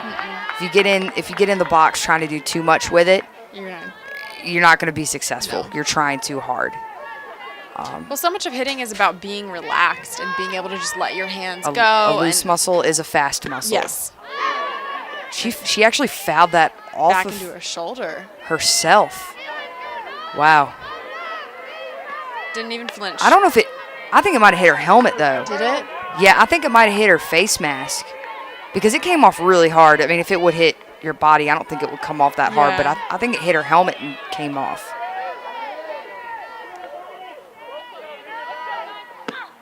And she takes a That's hack at that one, and that is also absolutely long gone. And Sydney Gerkman has a home run, the second home run for the Spartans, both of them in this inning. This one will also drive in Alexis Overdeep as Sydney Gerkman comes up yelling, says, "Let's go" to the team. The Spartans absolutely decided a run rule was not going to be the name of the game today. They're playing for the SoCon Championship. And the home run from Schultes, McClaskey, from Schultes, and then Wright getting the walk. Sydney Gerkman able to get a home run. Outstanding job for the Spartans. That and ball really was shows a lot of grit coming back. absolutely smashed. I mean, smashed off the bat. I mean, no doubter. Oh, yeah. As soon as it was off the bat, no you doubter. You just heard it, and you could I mean, tell. it was. She got all that gone. ball.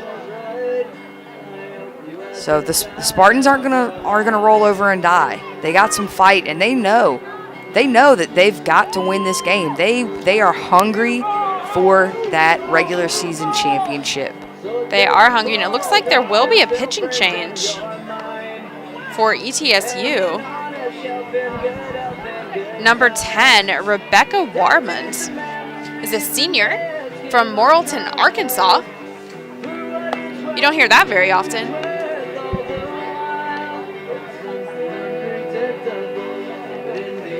So a totally new pitcher for the Spartans to get a grasp on. Not really sure what she's throwing, and that normally takes a couple innings to figure out. Fortunately for the Spartans, they no longer have that countdown until the 5th. Looks like they'll play a full 7.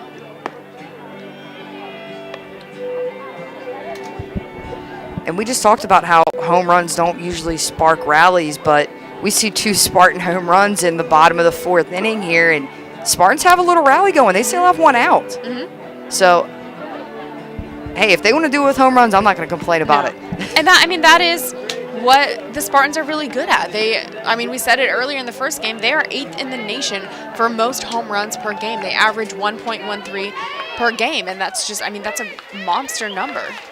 Yeah, especially when you're, like we talked about before, you're going up teams. You're talking about comparing UNCG to Florida, to all the SEC powerhouses, Oregon, Arizona, like all the big names in softball. And then you've got UNCG sitting at number 8. That's something to be proud of. Yeah. That is a big deal. We'll see if Becca Kale can continue the rally in the bottom of the 4th. And that looked like a drop curve, maybe? Curve. From Rebecca Warmond.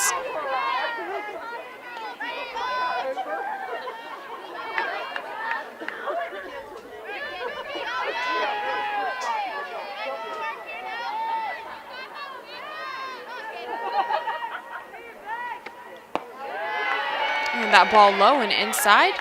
1 ball, 1 strike. Kale at the plate.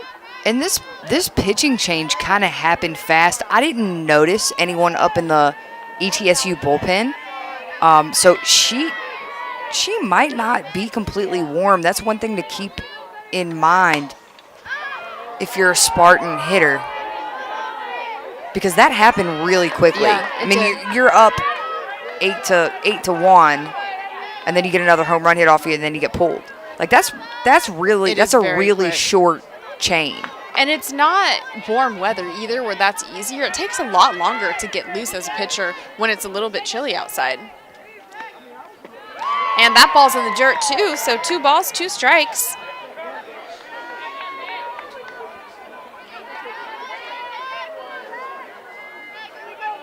And similarly to Gerkman and Wright, Becca Kale is 0 for 4 on the day. And we saw what Dirkman did with the ball. And little chopper. Kale will run it out. That's Pitcher has to trouble. make It's a trouble. play. And she will be called out, but it was a close play regardless. Kale almost able to beat that out, but just not quite. And Kale has good speed for a catcher. I mean, you talk about catchers not being real fast, but Becca Kale can move down the line. It was a really, really close play.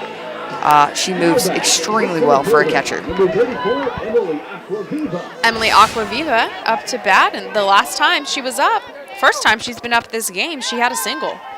She was the one that started the momentum, the slight momentum shift for the Spartans. Watches the first ball go by.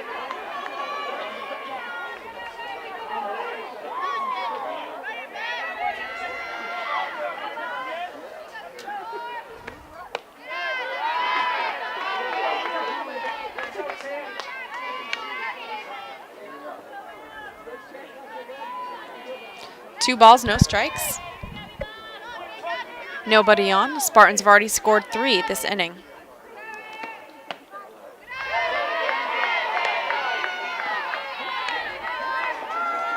Three balls, no strikes. Viva more likely than not taking this pitch. She's going to take on this pitch all the way.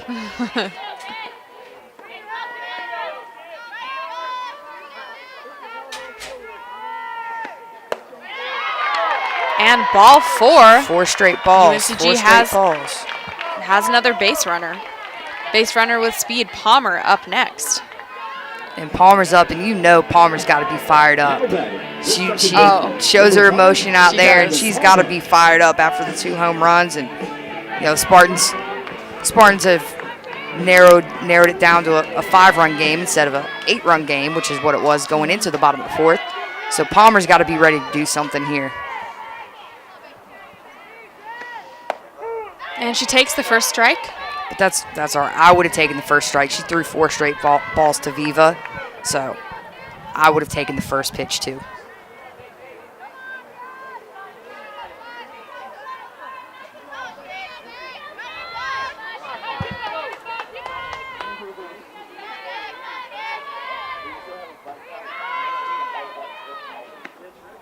And she swings at that off speed. She wanted that. You could tell. Yeah, she got fooled, and she knows it. She's smiling a little bit. So no balls, 2 strikes. Palmer protecting. Warman still a little bit of a mystery as a pitcher that they haven't seen throw to many batters.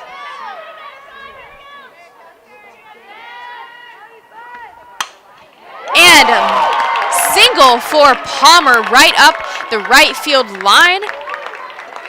This is a great piece of hitting. Great job from Palmer, who will get on first and will advance Viva to second. So the Spartans with 2 outs, and you're right, this rally wasn't over. Nope, and it looks like we're going to see a pinch hitter. Kay Willis is coming in for Alexis Overdeep, which this is something that we've seen all season. And in this situation, a slapper with 2 outs, you don't really want to see a slapper up. No. You would rather see someone who's a potential power hitter, which Kay Willis, we've seen her absolutely smash the ball this season when she's come in to pinch hit. And you know, you're looking for someone who can put the ball on the green. With Alexis Overdeep, she bunts a lot for base hits, and she slaps the ball into the ground. But Kay Willis, really, when she gets a hold of the ball, it goes long. So. And it's been fun as a freshman to watch a freshman come in. Pinch hitting, there's a lot of pressure as a pinch hitter. Pinch hitting is the hardest part of the game. Yeah. The hardest role to play in a game is coming in as a pinch hitter.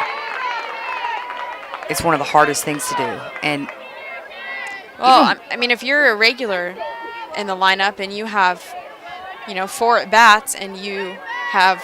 Or 3 at bats and you have 1 hit, you did a great job. Yeah, you were successful. If you're a pinch hitter, you might get 1 at bat in 3 games, and if you don't get a hit, you didn't do your job. Exactly. It's tough. It's a tough place to be in, and it takes a special person to be a successful pinch hitter and play that role. And even watching Kay take batting practice is exciting. Because, I mean, she's crushing the ball. She's putting them over the fence. And Fouls that one off. It's definitely a sight to see her take batting practice, and I'll be pulling my car out sometimes, and the parking lot where the staff parks is right next to the softball field here, and I'll kind of look to see who's hitting, and I'm like, oh, okay, he's hitting. I'm going to hold off for a minute until she's done taking her batting practice. I don't want my window smashed. And she swings on that pitch and will strike out in this instance and send all the Spartans back. They will go on the field next as we'll be facing the 5th inning, which earlier was a little bit permitting, and now it's not. Now they're going to have another chance. Yeah, and for the Spartan half of the inning, 3 runs on 3 hits, no errors, and 2 left on base. We'll be back for the top of the 5th. These are the student athletes. This is where they train. These are their homes. This is where they become Rhodes Scholars and academic All-Americans. These are the athletes they've always admired. This is where champions are crowned and moments are made. This is the Southern Conference.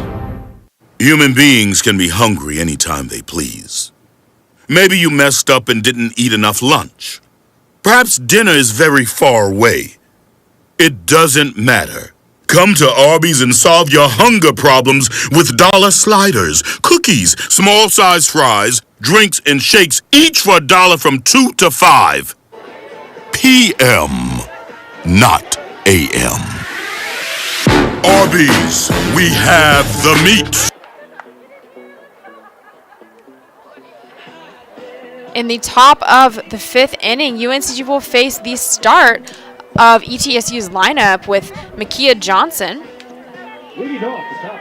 who had a triple, a walk, and a line drive out so far. The Spartans had a really tough start to the game and were able to string some runs together last inning, which would stop the mercy rule, which was right around the corner for them. Right, and now the Spartans have extended the game as long as they don't give up any more runs. We're playing a full 7 innings here, and that's got to feel good if you're a Spartan. 2 balls, no strikes.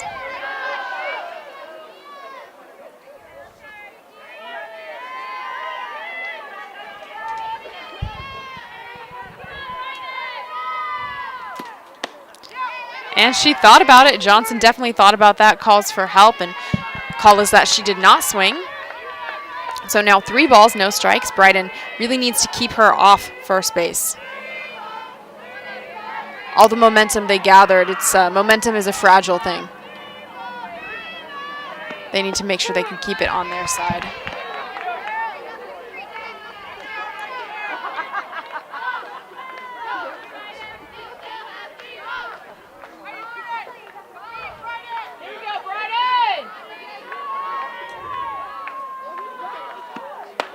And right up the... That was a good-looking pitch. I thought that was high. Right up the middle. I guess, yeah, the only thing could have been was high. So high. That's a walk. So lead-off base runner for ETSU. Now Nikki Grupp up to bat. Grupp is 1 for 3 on the day with a walk and 2 runs scored. And ball too low. Bryden not getting that call. You can hear in the background some of the Spartan fans getting a little frustrated with the umpire. They're it's starting to wear on them. All the different offenses of the day, I think, are starting to come out in these tightly called ball games. Yeah, it's got to be tough being an umpire. Oh, I mean, you got to have thick skin for sure. Well, even if you do a perfect job, it's almost like no one notices.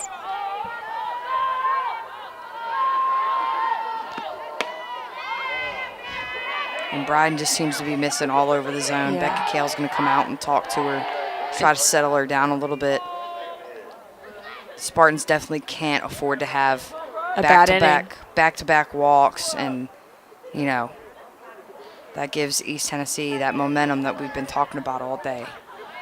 And they only got 3 back, and so there's 1 walk. She puts another one on, if she does, hopefully she's able to get that this conference was helpful. But I mean, then you start to look at almost the same situation. They're putting runners in scoring position with a walk here. There's a strike for Bryden. Drop curve. And Bryden really needs to go back to that changeup.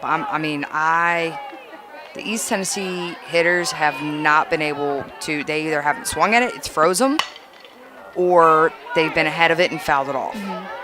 So either way, it's a strike. Yeah. And it's helping you as a pitcher. So I would use that until they show me that they can put it somewhere and they can handle it. And it's a pitch that Kale's going to have no problem getting in front of, even if it does bounce. So it's not like you're worried about that getting to the backstop and letting runners advance. Like, that's not a problem with her changeup. Yeah, and another thing you're worried about on changeups is base runners stealing. Well, we already addressed the fact that East Tennessee has only had 8 attempts on the year. Because you'll see a lot of teams who are aggressive on the bases. If they can read a pitcher's changeup, they'll actually take off as soon as they read that changeup, because it takes a little bit longer to get to the catcher. And ball 4, Bryden misses way outside. 2 walks in a row, no outs, runners on first and second. And Tracy Lynch in again to talk to her pitcher. That's all right. This is a good conference, back-to-back walks. Just settling Bryden down. We talked about Bryden. She's only been back in it this year for a month or less.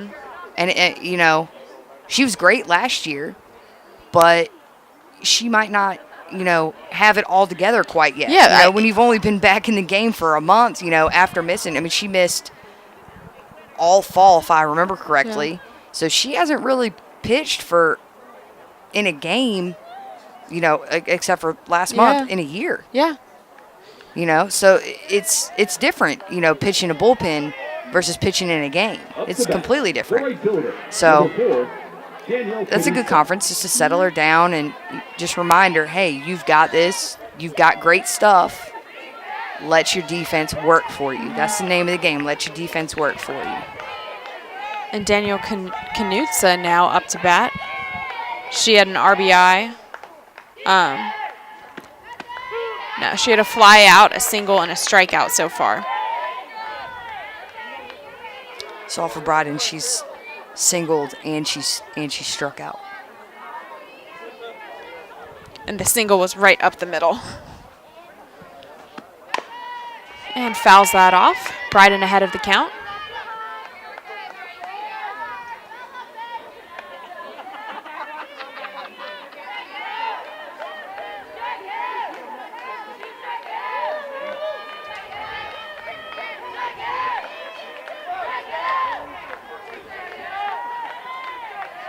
And UNCG is going to look to get the lead out. And that ball is hit hard towards Alexis Overdeep, who will be able to make the play. And the runners are tagging, so she throws down to third. They decided not to tag, started to sprint, and then didn't. That was a wise decision. Yeah, because she would have been thrown out by a landslide.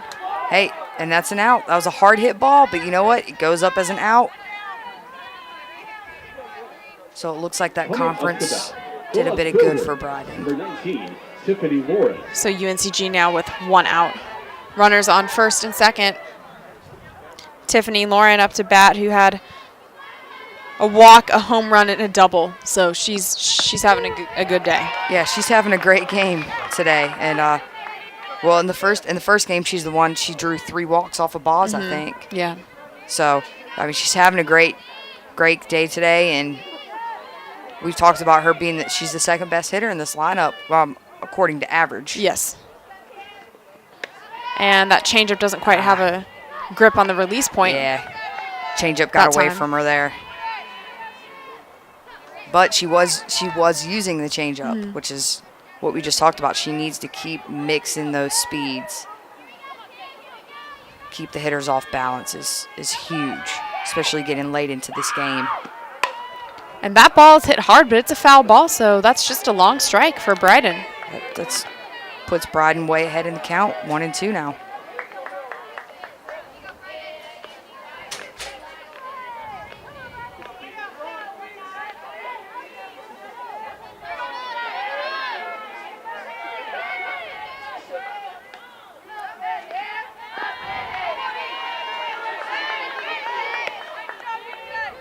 Change up ball. It's close to the zone, but not quite enough to be called. Spartans are looking for a ground ball here. Trying to get this lead runner at third and maybe even possibly turn 2. Get out of the inning.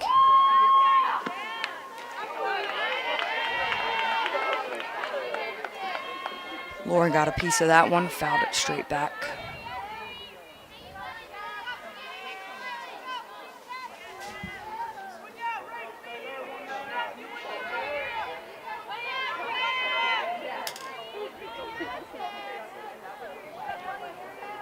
Two balls, 2 strikes, 1 out. Runners on first and second, and that hard ground ball deflects off of Bryden's glove. McClaskey makes the throw, but not in time, despite Schultz making the stretch. So that will be probably a single. Yeah, it's going to be scored as a base hit, and that's just unfortunate. That's just bad luck, and it's just reaction. A ball's hit to you. It's just a reaction to throw your glove up. Had Bryden not thrown her glove up, I think Rachel would have made that play straight up the middle. And the ball was close enough to second base that Rachel probably would have been able to just tag the base, throw it to first, and it would have been a double play. But we'll never know because, like I said, it's just a reaction. Yeah. Can't do anything about it. And that is hit up towards Aquaviva, who's able to make the catch, and the runner is tagging Aquaviva's throws. Scooped up by Schultz as a run scores. So now 9-3. ETSU up by 6 with 2 outs in the 5th. Now batting, the third baseman, number 22, Kelsey Smith. Kelsey Smith now up to bat. She's had 2 singles and a fly out.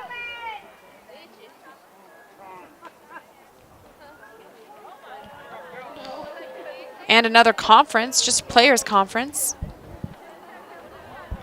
And this might be discussing, there are runners on first and third. Lauren, we've talked about her before. She is on first base, 3 for 3 for her stolen bases and attempts. So UNCG is probably setting up a first and third play. Becca Kale, if I were Becca Kale and Lauren took off, I would let the ball go all the way through to second and try to get that runner out, because that will be the third out. Becca Kale definitely has the arm to do it. So that's the first and third play I would set up. And that is a high fly ball. It'll be an infield fly. Gabrielle Cubbage makes the out.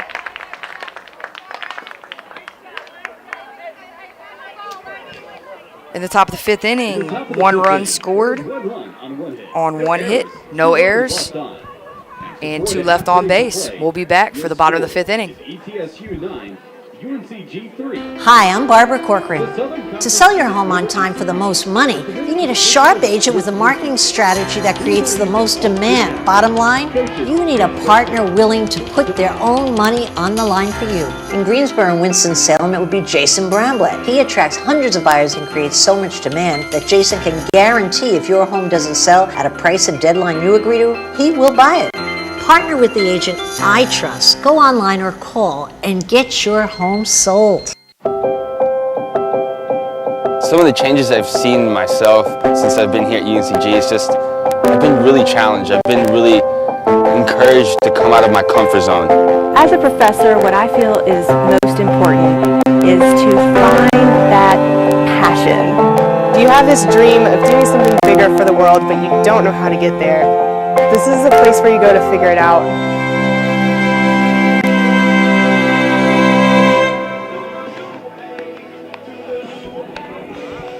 UNCG will bat in the bottom of the 5th inning as they are chasing a 6-run lead in this very important series, in which, if they're able to sweep the entire series, they would be the undisputed champions of the Southern Conference and would get that #1 seed in the tournament that gives a single berth to the NCAA tournament. Right now, though, they have to get back those 6 leads, and I mean, they've been behind all game. What started off as looking like it would be a run rule situation with ETSU having 8 runs by the 2nd.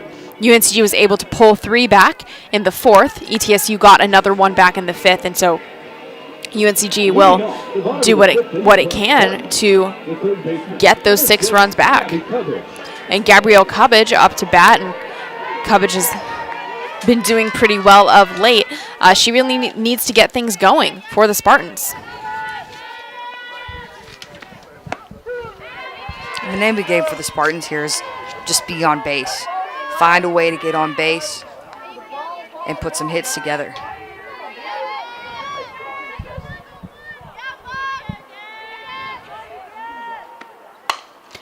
And ground ball to third base, who quickly throws it, and Cubbage will go down.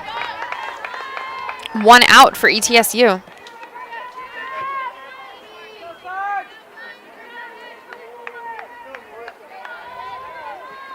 Now batting, the first baseman, number 22, Marissa Schultes. Marissa Schultes up to bat. Schultes had a home run last time she was up. That absolute shot right into right field. She turned on it, and that was a no-doubter, just like Sydney Gerkman's that followed a little bit after. So this is where the lineup warmed up last time, and they'll need to do it again. And popped up, that might stay fair, and third base, shortstop, third base will be able to make the catch on that, as Kelsey Smith is able to get that fly ball, and UNCG has one more retired to the dugout. Now batting, the shortstop, number 35, Rachel McClaskey. UNCG shortstop Rachel McClaskey now up to bat, and McClaskey had a double, and then she had an out, fly out too short. That one called for a strike. McClaskey with 1 strike. Rebecca Warmond getting ahead in this count.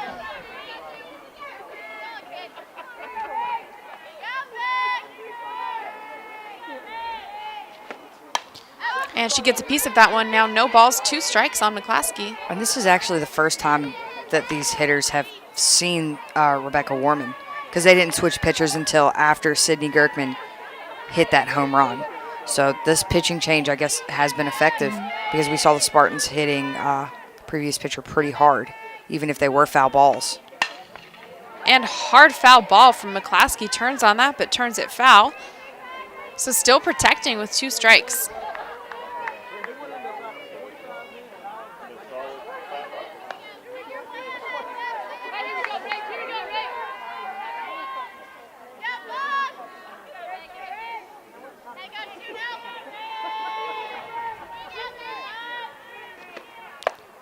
And ball outside part of the plate. McClaskey watches it go.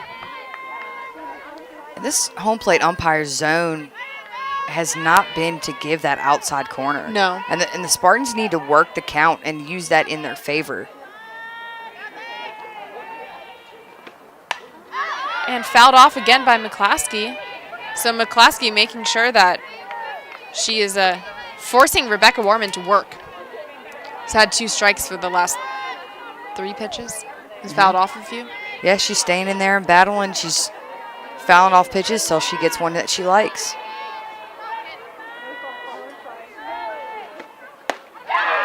And went for that one. That one looked like it rose just a little bit, and she got her bat just under the ball. Spartans are retired, 3 up, 3 down. No runs, no hits, no errors.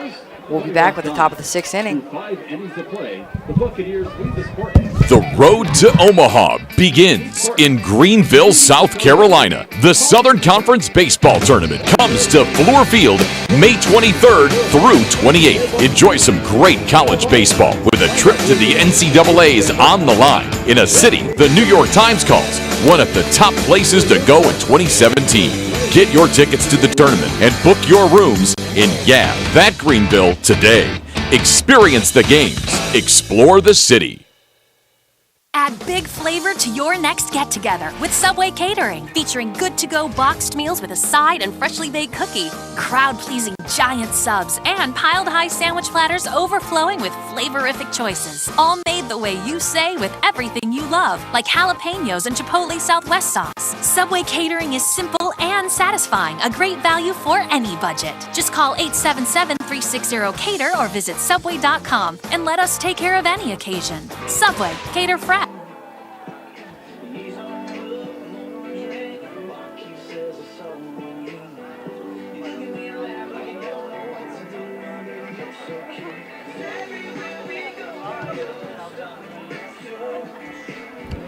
Welcome back to UNCG softball field, and we are entering the top of the 6th inning. Up at the plate for East Tennessee is Taylor Wright. For ETSU, the designated player, number 20, Taylor Wright.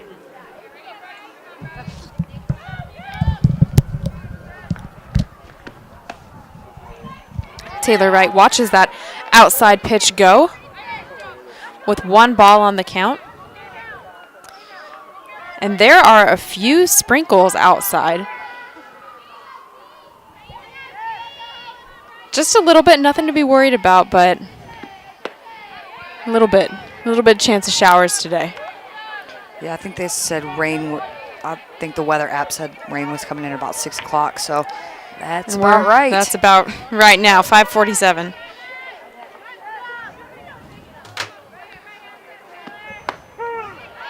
Strike.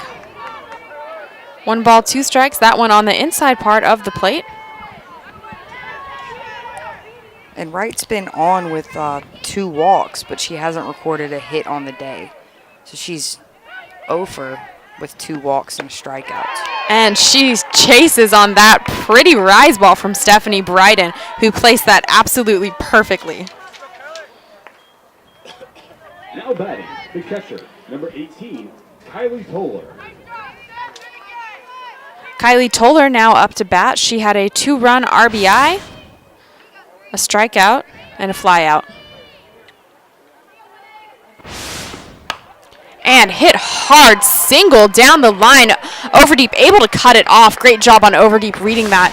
Throws it in to Palmer. So just held to a single, which considering that could have been where that could have been. Yeah, that could have been a double. Yeah. Easily a double. Alexis Overdeep got a good read on that and hustled over and cut the ball off.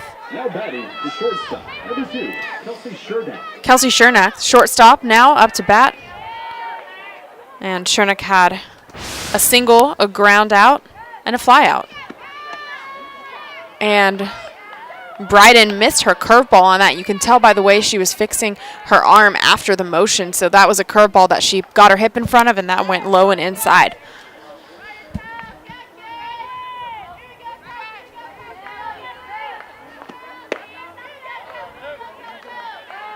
And 2 balls, no strikes.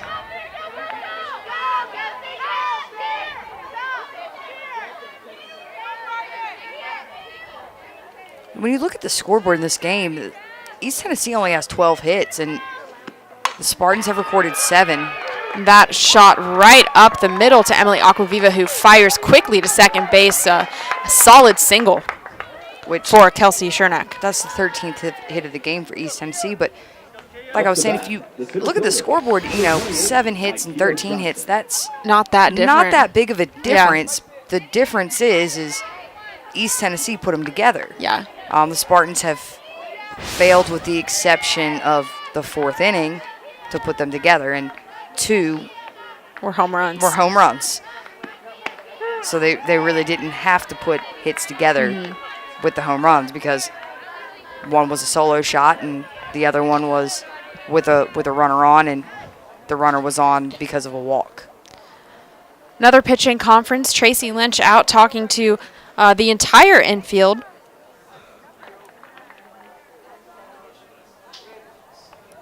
Makia Johnson up to bat, and she had a couple walks, a triple, line drive out so far.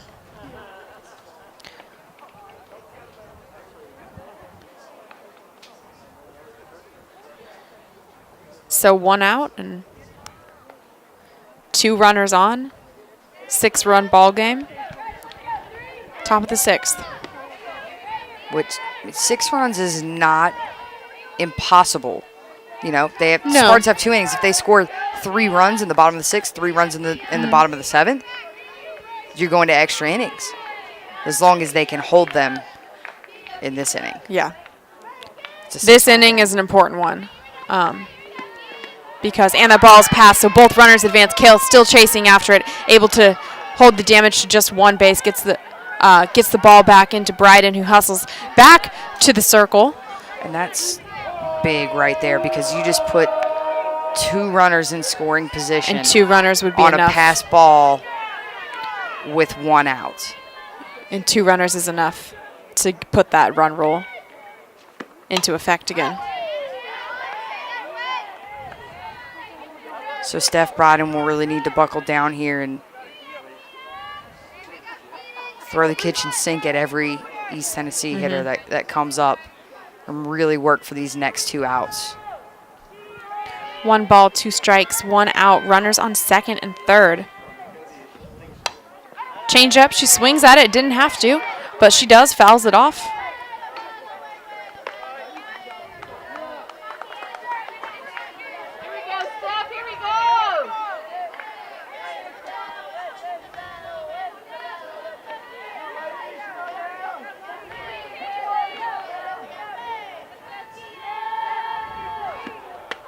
And rise ball, a little bit too high. Now 2 balls, 2 strikes. And that rise ball is Bryden's go-to pitch. She's a rise ball pitcher, and it just seems like it's not quite in the zone. It's rising too far out of the zone. She doesn't have enough command on containing the spin. She gets Great that play. hard ground ball, fires it. Schultes able to catch the throw from Stephanie Bryden. So Stephanie Bryden fielding her position, helping herself out. Now there's 2 outs. And that was a big out right there. With 2 runners in scoring position, if Bryden doesn't pull that in, at least 1 run is scoring, because that's a base hit up the middle the whole way. So Nikki Grupp now up to bat. And ball inside. Grupp had an RBI, walk, fly out, and another walk.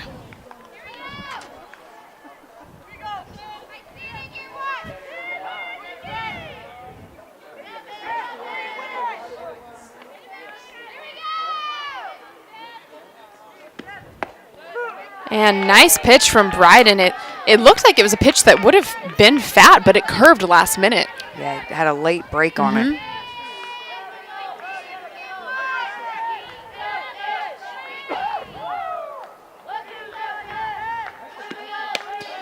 And that's that rise ball you're talking about doesn't quite have the command on it that she wants. Yeah, and with the Spartans being away, I've been watching a lot of softball on TV. You know, there's a lot of SEC games on, and a lot of people talk about with the rise ball pitchers, you need to be able to throw that rise ball in for a strike, which means you have to start it lower so it raises up into the strike zone and catches that batter off balance, if that makes sense. But you have to have it, to really have command of the rise ball, you have to be able to have it start at the knees and end either belly button or letters. Right. And that's hard. And a lot of very dominant rise ball pitchers, they actually can throw the rise ball from the knee to the belly button, or they can throw it from the belly button to the letters. And that's when you see a really dominant rise ball pitcher, when they're able to throw it on either one of those heights and levels. Well, and rise balls are when they're very high, or even when they start at the letters or start upper belly button, you can recognize them as a rise ball. But they're really tough when they start low, and then they're still a strike, because most of the time you can lay off a rise ball if you know it's coming. But if you can throw it for a strike, like as a batter, that is so difficult. It is tough. And that last batter was just walked.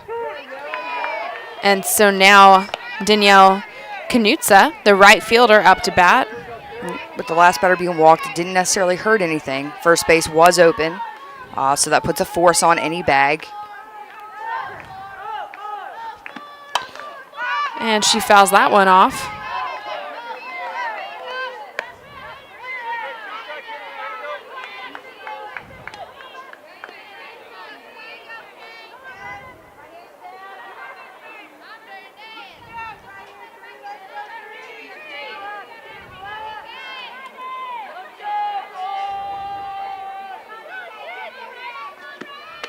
And lost control of that rise ball again outside of the zone. 1 ball, 2 strikes. With 2 strikes on her, not a bad idea to go outside of the zone. Oh, it was a good mix. It's a good mix from Bryden there. See if she can catch her chasing. And changeup misses its spot. 2 balls, 2 strikes, 2 outs. Bases loaded. ETSU up by 6 runs.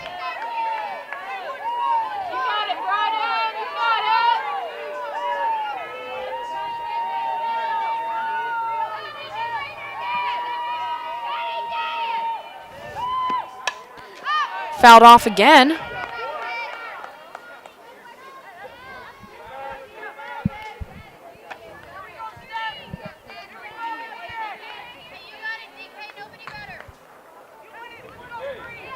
Danielle Knudsen looking to drive in those runs that could put an end to the ball game for ETSU.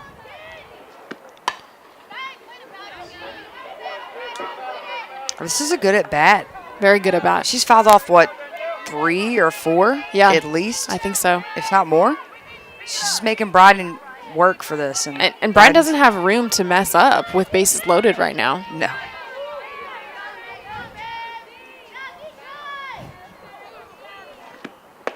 And strike 3, rise ball. That was the rise ball we were talking about. Rise ball for a strike. Great pitch from Bryden to get her team out of that inning. And in that half of the inning, 2 hits, no runs, no errors, 3 left on base. We'll be back for the Spartan half of the inning. These are the student athletes. This is where they train. These are their homes. This is where they become Rhodes Scholars and academic All-Americans. These are the athletes they've always admired. This is where champions are crowned and moments are made. This is the Southern Conference. Human beings can be hungry anytime they please. Maybe you messed up and didn't eat enough lunch. Perhaps dinner is very far away. It doesn't matter. Come to Arby's and solve your hunger problems with dollar sliders, cookies, small-size fries, drinks, and shakes, each for $1 from 2 to 5 p.m., not a.m. Arby's, we have the meat.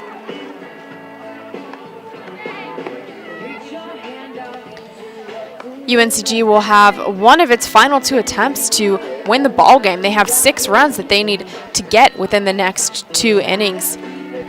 Leading off is Tori Wright. And her last time up, she threw a walk.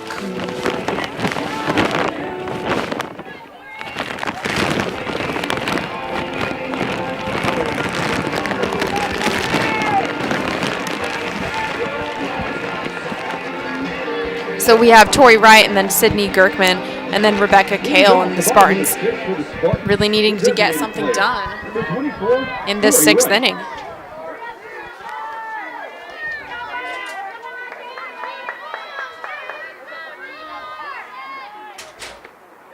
And takes a hack at that one, but a little bit ahead of it.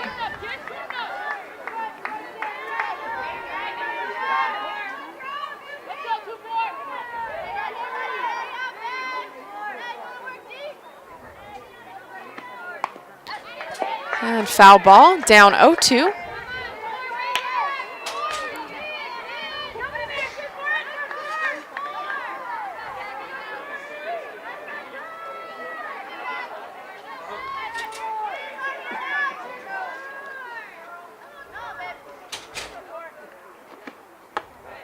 And rise ball.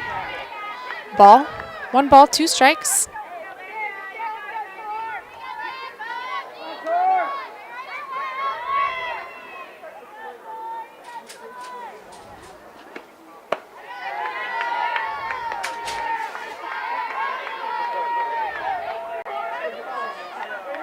And like we talked about before, what all the Spartans are looking to do is put hits together. You know, one swing of the bat isn't going to make that big of a difference in this game. Yes, it gets you 1 run, but you got to score 6 in order to tie it up, in addition to holding them. And what starts a rally are base hits. Mm-hmm. Lots of base hits strung together will get the momentum in the Spartans' favor. And it doesn't matter how they get base hits. It doesn't even matter if they get on through errors. They just need to be able to put the ball in play, make things happen. It doesn't have to be pretty. No one has to be a hero. If they're going to take this game back, it's going to be a series of little things put together well and put together with the right timing. Right, and one thing you don't want to depend on is errors. Like, yes, it helps you to get on in an error and it flusters the other team, but East Tennessee hasn't made an error today. So they've been pretty solid defensively. I don't think they made one in the first game. And that is also gone. Tori Wright with a big home run in the bottom of the 7th. Tori Wright, as she rounds third, big smile. Everyone from the UNCG dugout out and cheering. That is the 3rd home run of the game. Every time, Kelly, we start talking about how they just need to get base hits together, I feel like they get a home run. Maybe we need to talk about it more often. Maybe. So we're back to a 5-run ball game. And no outs. And Sydney Gerkman now will be her job to continue the rally that Tori Wright just started. She's just looking to get on base. She hit a home run her last at bat. Great home run, great contact. She absolutely crushed it to center field. So she'll be looking to build off of that in this at bat.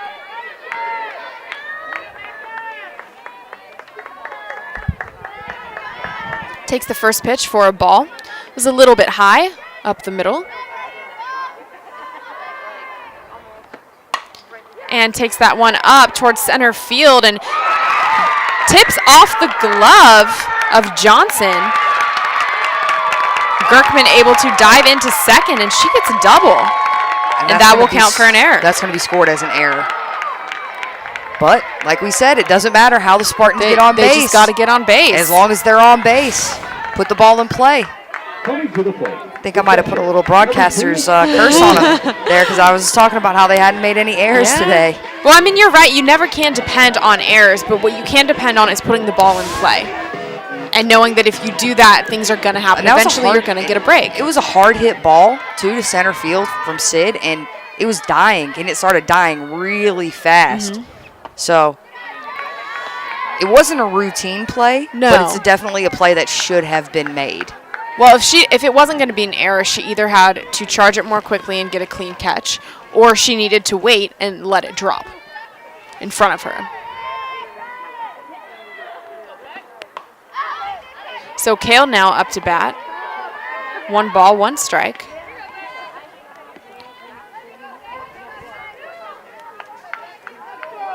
And Kale still hasn't recorded a hit, so she's definitely overdue right now. She's looking to get on base right now. And that one should go out of bounds.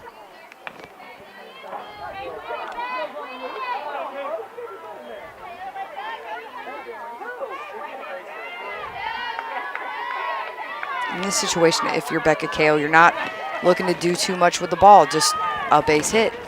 A base hit puts Sydney Gerkman on third, could even score her, depending on where the ball's hit. And that changeup fools her. Unusual for it to do so. Normally, Kale is pretty good about adjusting to a changeup and being able to foul it off. In that case, though, Rebecca Warman got the best of her. Emily Aquaviva now up to bat. She had a single and a walk so far. Single was in the 5-6 hole. She had that hard line drive shot to third base. Oh. I mean, it was so hard off the bat that you couldn't even see it, pretty much. Yeah, that's what her single was. So she's definitely hitting the ball hard.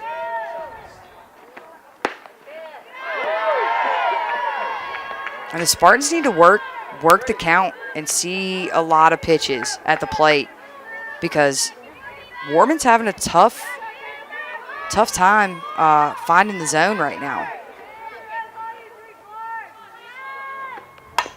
And hard ground ball to Warman, who fires to first base. Another out for ETSU. Emily Aquaviva heads back to the dugout. So Jasmine Palmer now up to bat with, in this game, 2 singles and a fly out. Up to bat, the second baseman, number 5, Jasmine Palmer. And last time up, Jasmine Palmer had that single right in the 3-4 hole. It was a little line shot, and if she could put together another one of those right now, the Spartans would have another run on the board. And strike one on Palmer.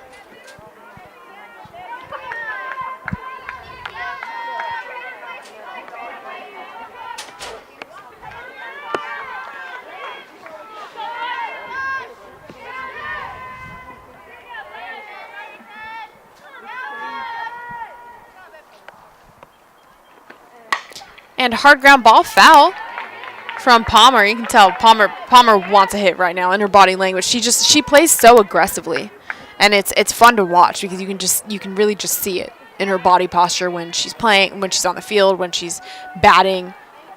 Yeah, and she goes after it. And she's going 100% every single play. Every time that she's around the ball, she's going all out as hard as she can.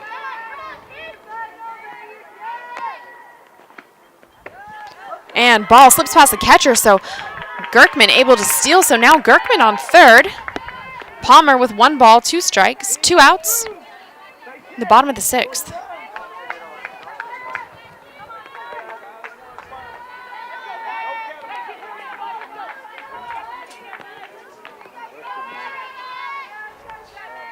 Jasmine Palmer's just looking for a base hit here, just like her last 2 at-bats. A base hit gets the Spartans another run. And hard ground ball to third, and she'll get on an error from the third baseman. Palmer now stuck in a pickle. Palmer going back and forth, and it's a matter of time before she gets run out, and she's just tagged there, but that run will still count. Another Spartan run counts. So Palmer able to put the ball in play. Third baseman made an error on the throw. Palmer decided to go to second and then got caught in the pickle, but they still got the run. Yep. And that makes it a 4-run ball game. In the bottom of the 6th, there was 1 hit, 2 errors, none left on base. We'll be back. The road to Omaha begins in Greenville, South Carolina. The Southern Conference Baseball Tournament comes to Fluor Field May 23rd through 28th. Enjoy some great college baseball with a trip to the NCAA's on the line in a city the New York Times calls one of the top places to go in 2017. Get your tickets to the tournament and book your rooms in that Greenville today. Experience the games. Explore the city. Add big flavor to your next get-together with Subway Catering, featuring good-to-go boxed meals with a side and freshly baked cookie, crowd-pleasing giant subs, and piled-high sandwich platters overflowing with flavorific choices. All made the way you say with everything you love, like jalapenos and Chipotle Southwest sauce. Subway Catering is simple and satisfying, a great value for any budget. Just call 877-360-CATER or visit Subway.com and let us take care of any occasion. Subway, cater fresh. Leading off the top of the 7th inning for ETSU, the left fielder, number 19, Tiffany Warren. We are in the 7th inning, and we have a score update. So Stanford and Western Carolina were big players in how this weekend would turn out, and Western Carolina just took the first game 1-5. So that means that if UNCG does not win this game, but wins on Sunday, that they will still have a 1 seed for the tournament, and they will have a shared championship title.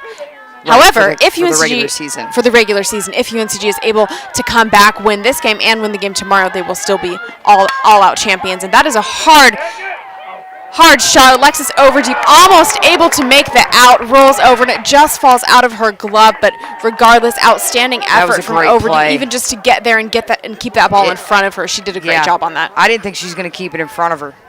I was worried about that too. And Coach Chanel Brenneman's out, and she's arguing on a transfer. It was a catch, and on a transfer maybe, but it wasn't really a transfer. I don't know. Maybe, but I don't think she really has a case there. Yeah. I mean, that was a great play from Lex out in left field. And that was Tiffany Lauren, who just can't be stopped today. It really does seem like. Taylor Carter now, first baseman, up to bat. Last time up, she had an RBI.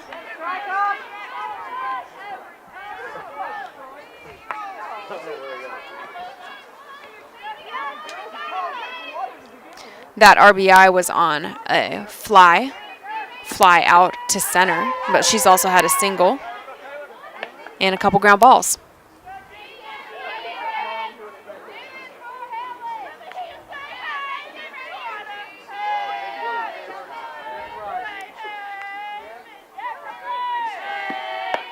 And ball outside.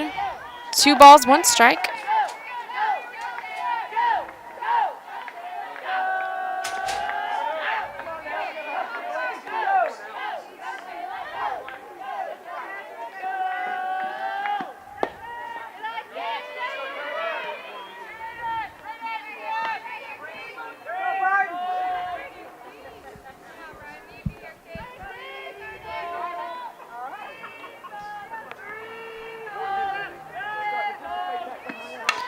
And fouled off behind her. Taylor Carter now with a full count. Runner on first, no outs. Top of the 7th.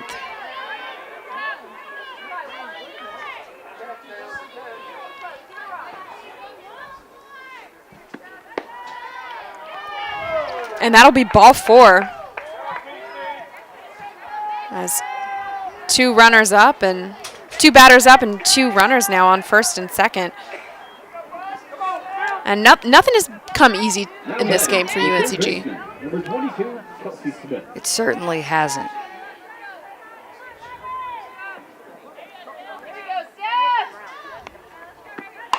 Kelsey Smith up to bat, and Smith has had a good day with 2 for 4 in this game, both singles.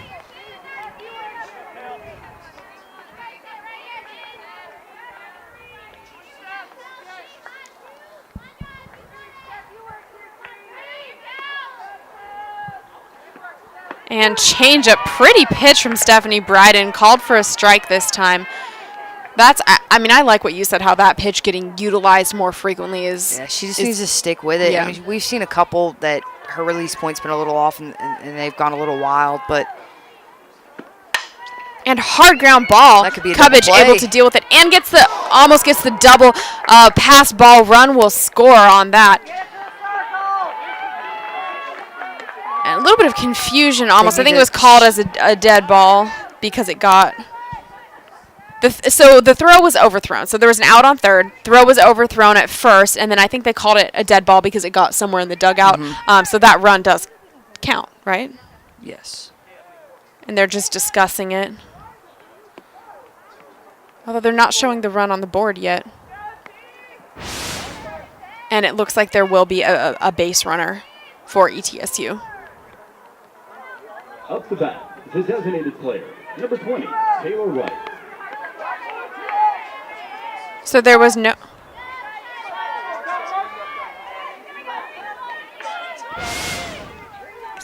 There was no run on that. No run at all.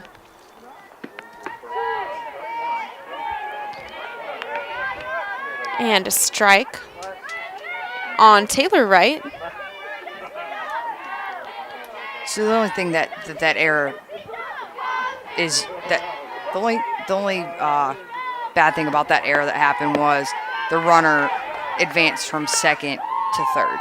So now it's first and third. Okay.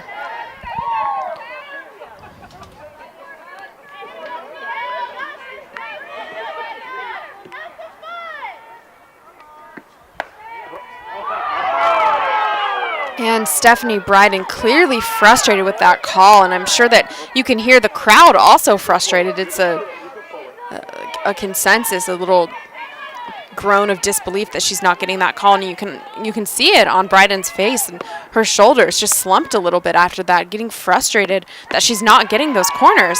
She gets a strikeout though on that drop curve, so she's able to retire right despite that frustration.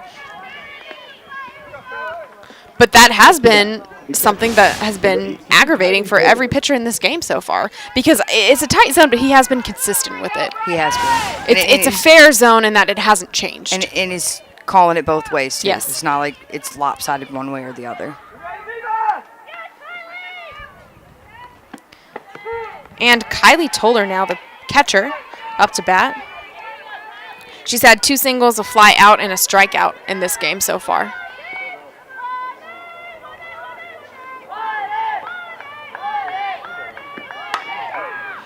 And hard ground ball, Cubbage bobbles it, throws it, and is able to make the throw in time. Great recovery from Cubbage, who initially doesn't get a firm grasp on the ball, but reacts quickly and puts a little bit of extra oomph on that ball, and the Spartans are able to get out of the 7th inning, and when they come back, they'll need to get 4 to tie it up.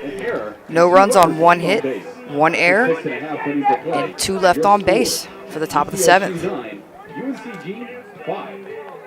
The road to Omaha begins in Greenville, South Carolina. The Southern Conference Baseball Tournament comes to Fluor Field May 23rd through 28th. Enjoy some great college baseball with a trip to the NCAA's on the line in a city the New York Times calls one of the top places to go in 2017.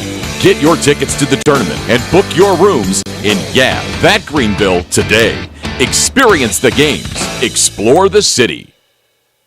Add big flavor to your next get-together with Subway Catering, featuring good-to-go boxed meals with a side and freshly baked cookie, crowd-pleasing giant subs, and piled-high sandwich platters overflowing with flavorific choices. All made the way you say with everything you love, like jalapenos and Chipotle Southwest sauce. Subway Catering is simple and satisfying, a great value for any budget. Just call 877-360-CATER or visit Subway.com and let us take care of any occasion. Subway, cater fresh.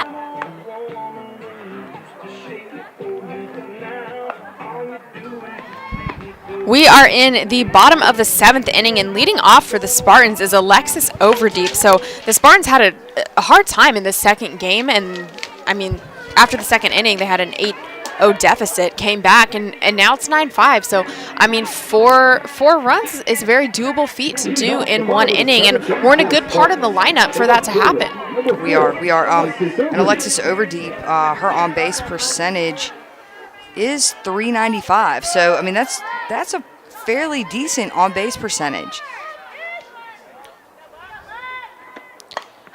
And gets a piece of that inside pitch. With how fast Lex is, even though she's in the number 2 spot, she's just as good as a leadoff batter in this situation. Yeah. I mean, a lot of times you'll see slappers and girls who are fast out of the box be leadoff hitters. So this is a great spot for the Spartans to be in, with them needing to score 4 runs. And 4 runs is very doable. It is. For the Spartan lineup. I mean, we've seen with 1 swing of the bat, I mean, it could be a home run derby, for the Spartans. And going off of what you said about Overdeep being in a leadoff position, she is very good at being a leadoff batter. So when she's in that position leading off an inning, she's batting .700 on the season, having recorded a hit in 14 out of 20 opportunities. And so like her batting average 70% of the time in this position. Yeah, so this is right where she likes to be.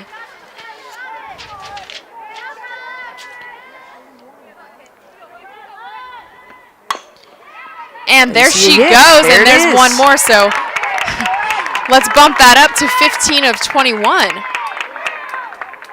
Alexis Overdeep getting a single to start things off right for the Spartans in the 7th. This is the comeback inning, and if they're going to make it happen, they need runners on. If they don't want to share the regular season title, they know that they have to do it here. Yeah. I don't think that they're aware that Western beat Samford. No. So right now they're just playing for all the marbles. And that is a shot from Cubbage, and it is gone! Gabby Cubbage gets a home run and brings Alexis Overdeep in. So what was a 4.4-run deficit now is 2. The Spartans are just from 2 runs from tying this game, coming all the way back from an 8-0 deficit. And when the Spartans, and I think that's been the case with all of the home runs today, when they hit it, it's like off the bat. They just hit it. Yeah. It's gone from the crack of the bat. They're getting such a piece of the ball. And it looks like we might see another pitching change right now. It looks like the from the looks of it, we're going to see another pitching change from East Tennessee to try to slow the Spartan momentum down. And that's a good strategy for them, because even if they are happy with their pitcher, Rebecca Warmont, who's out there right now, just doing that is changing, like you said, changing the momentum, and that cannot be underestimated how much that makes a difference. So UNCG has to stop everything they're doing for 5 minutes, watch the pitcher that they saw earlier today. That is her, Lindsay Fadnick. Watch her warm up again. So that looks like Charlene Godoy. It's number 29. 29. Right? 29. You're right. So Charlene Godoy, a 5'8" senior from La Puente, California. So we haven't seen her yet.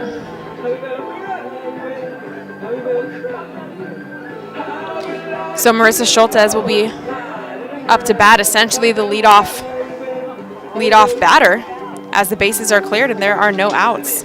A 9-7 game. And the Spartans have all the momentum in the world right now. Mm-hmm. They have got to be feeling good. You know, leadoff hitter gets on, great base hit. Gabby Cubbage comes up, first pitch, no doubt home run, straightaway center. And you're at your number 4 hitter here in Marissa Schultes.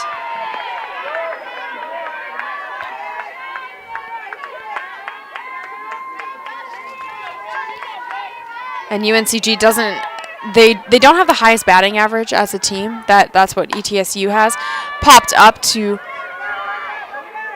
shallow left field, and that'll be a catch. And that's the first out of the inning for the Spartans. So 2 more outs to score 2 runs.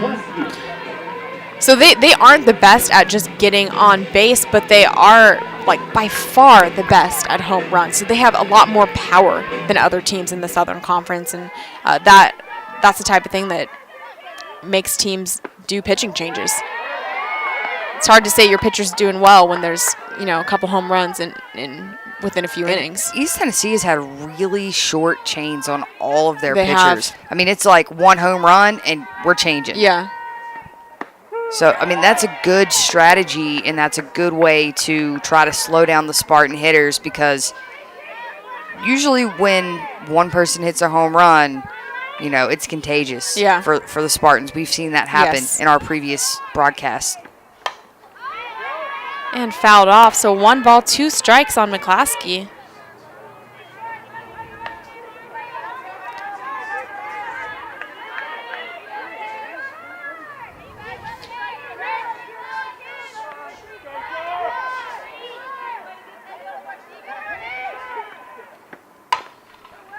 Fouled off again.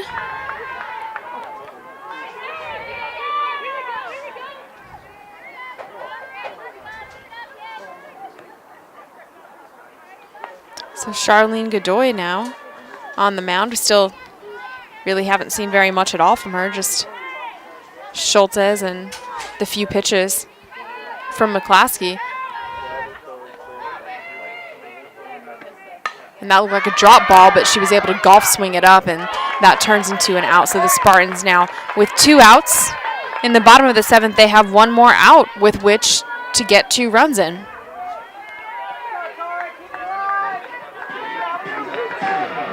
Tori Wright is up to bat, and she's 1 for 3 on the day with a home run, a walk, and a fly out to first base.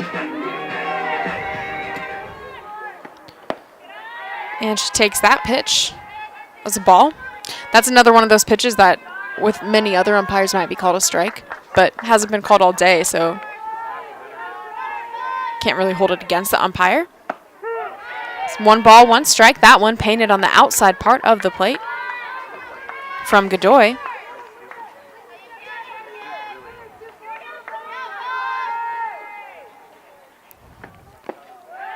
Good And eye there. she thought Good about eye. it. Yeah, she did think about that. Started to bring her hands forward, but definitely held back. A little too low in the zone there.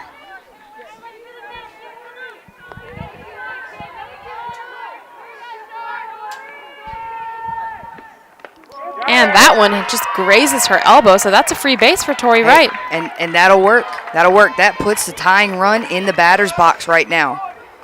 It looks like we're going to have a pinch runner for Tori Wright. I would assume it's going to be a pinch runner.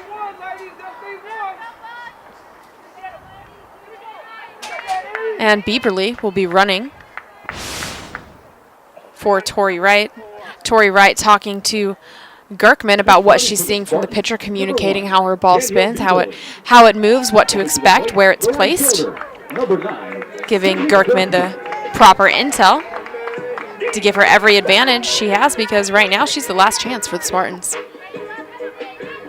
Right, and Sid just needs to keep it going. She doesn't need to be thinking about doing this in one swing of the bat. She needs to keep it going and let the rest of her teammates, you know, come up behind her and keep it going. Yes, tying the ball game up with one swing of the bat would be awesome, but if you get in the box thinking about doing that, the chances are it's not going to happen. Yeah. So it's hard not to just take a big swing, but when you get in the box in this situation, you're thinking, I need hard contact. Yeah. Hard contact is what I'm looking for.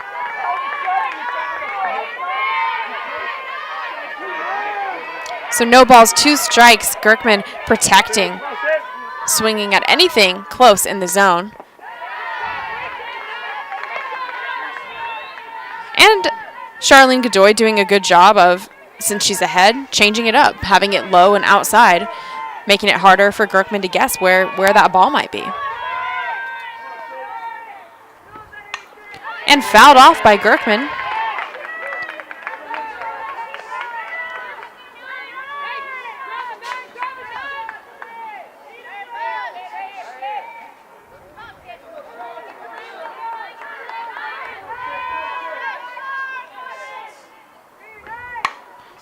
And that will drop. Gerkman gets a single, advances Bieberly to second, and now it's all on the shoulders of Rebecca Kale. The winning run's in the box, and the tying run is now on base.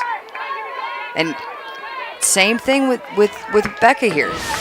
All the Spartans are looking to do is hard contact, put the ball in play. Don't try to do it with one swing of the bat.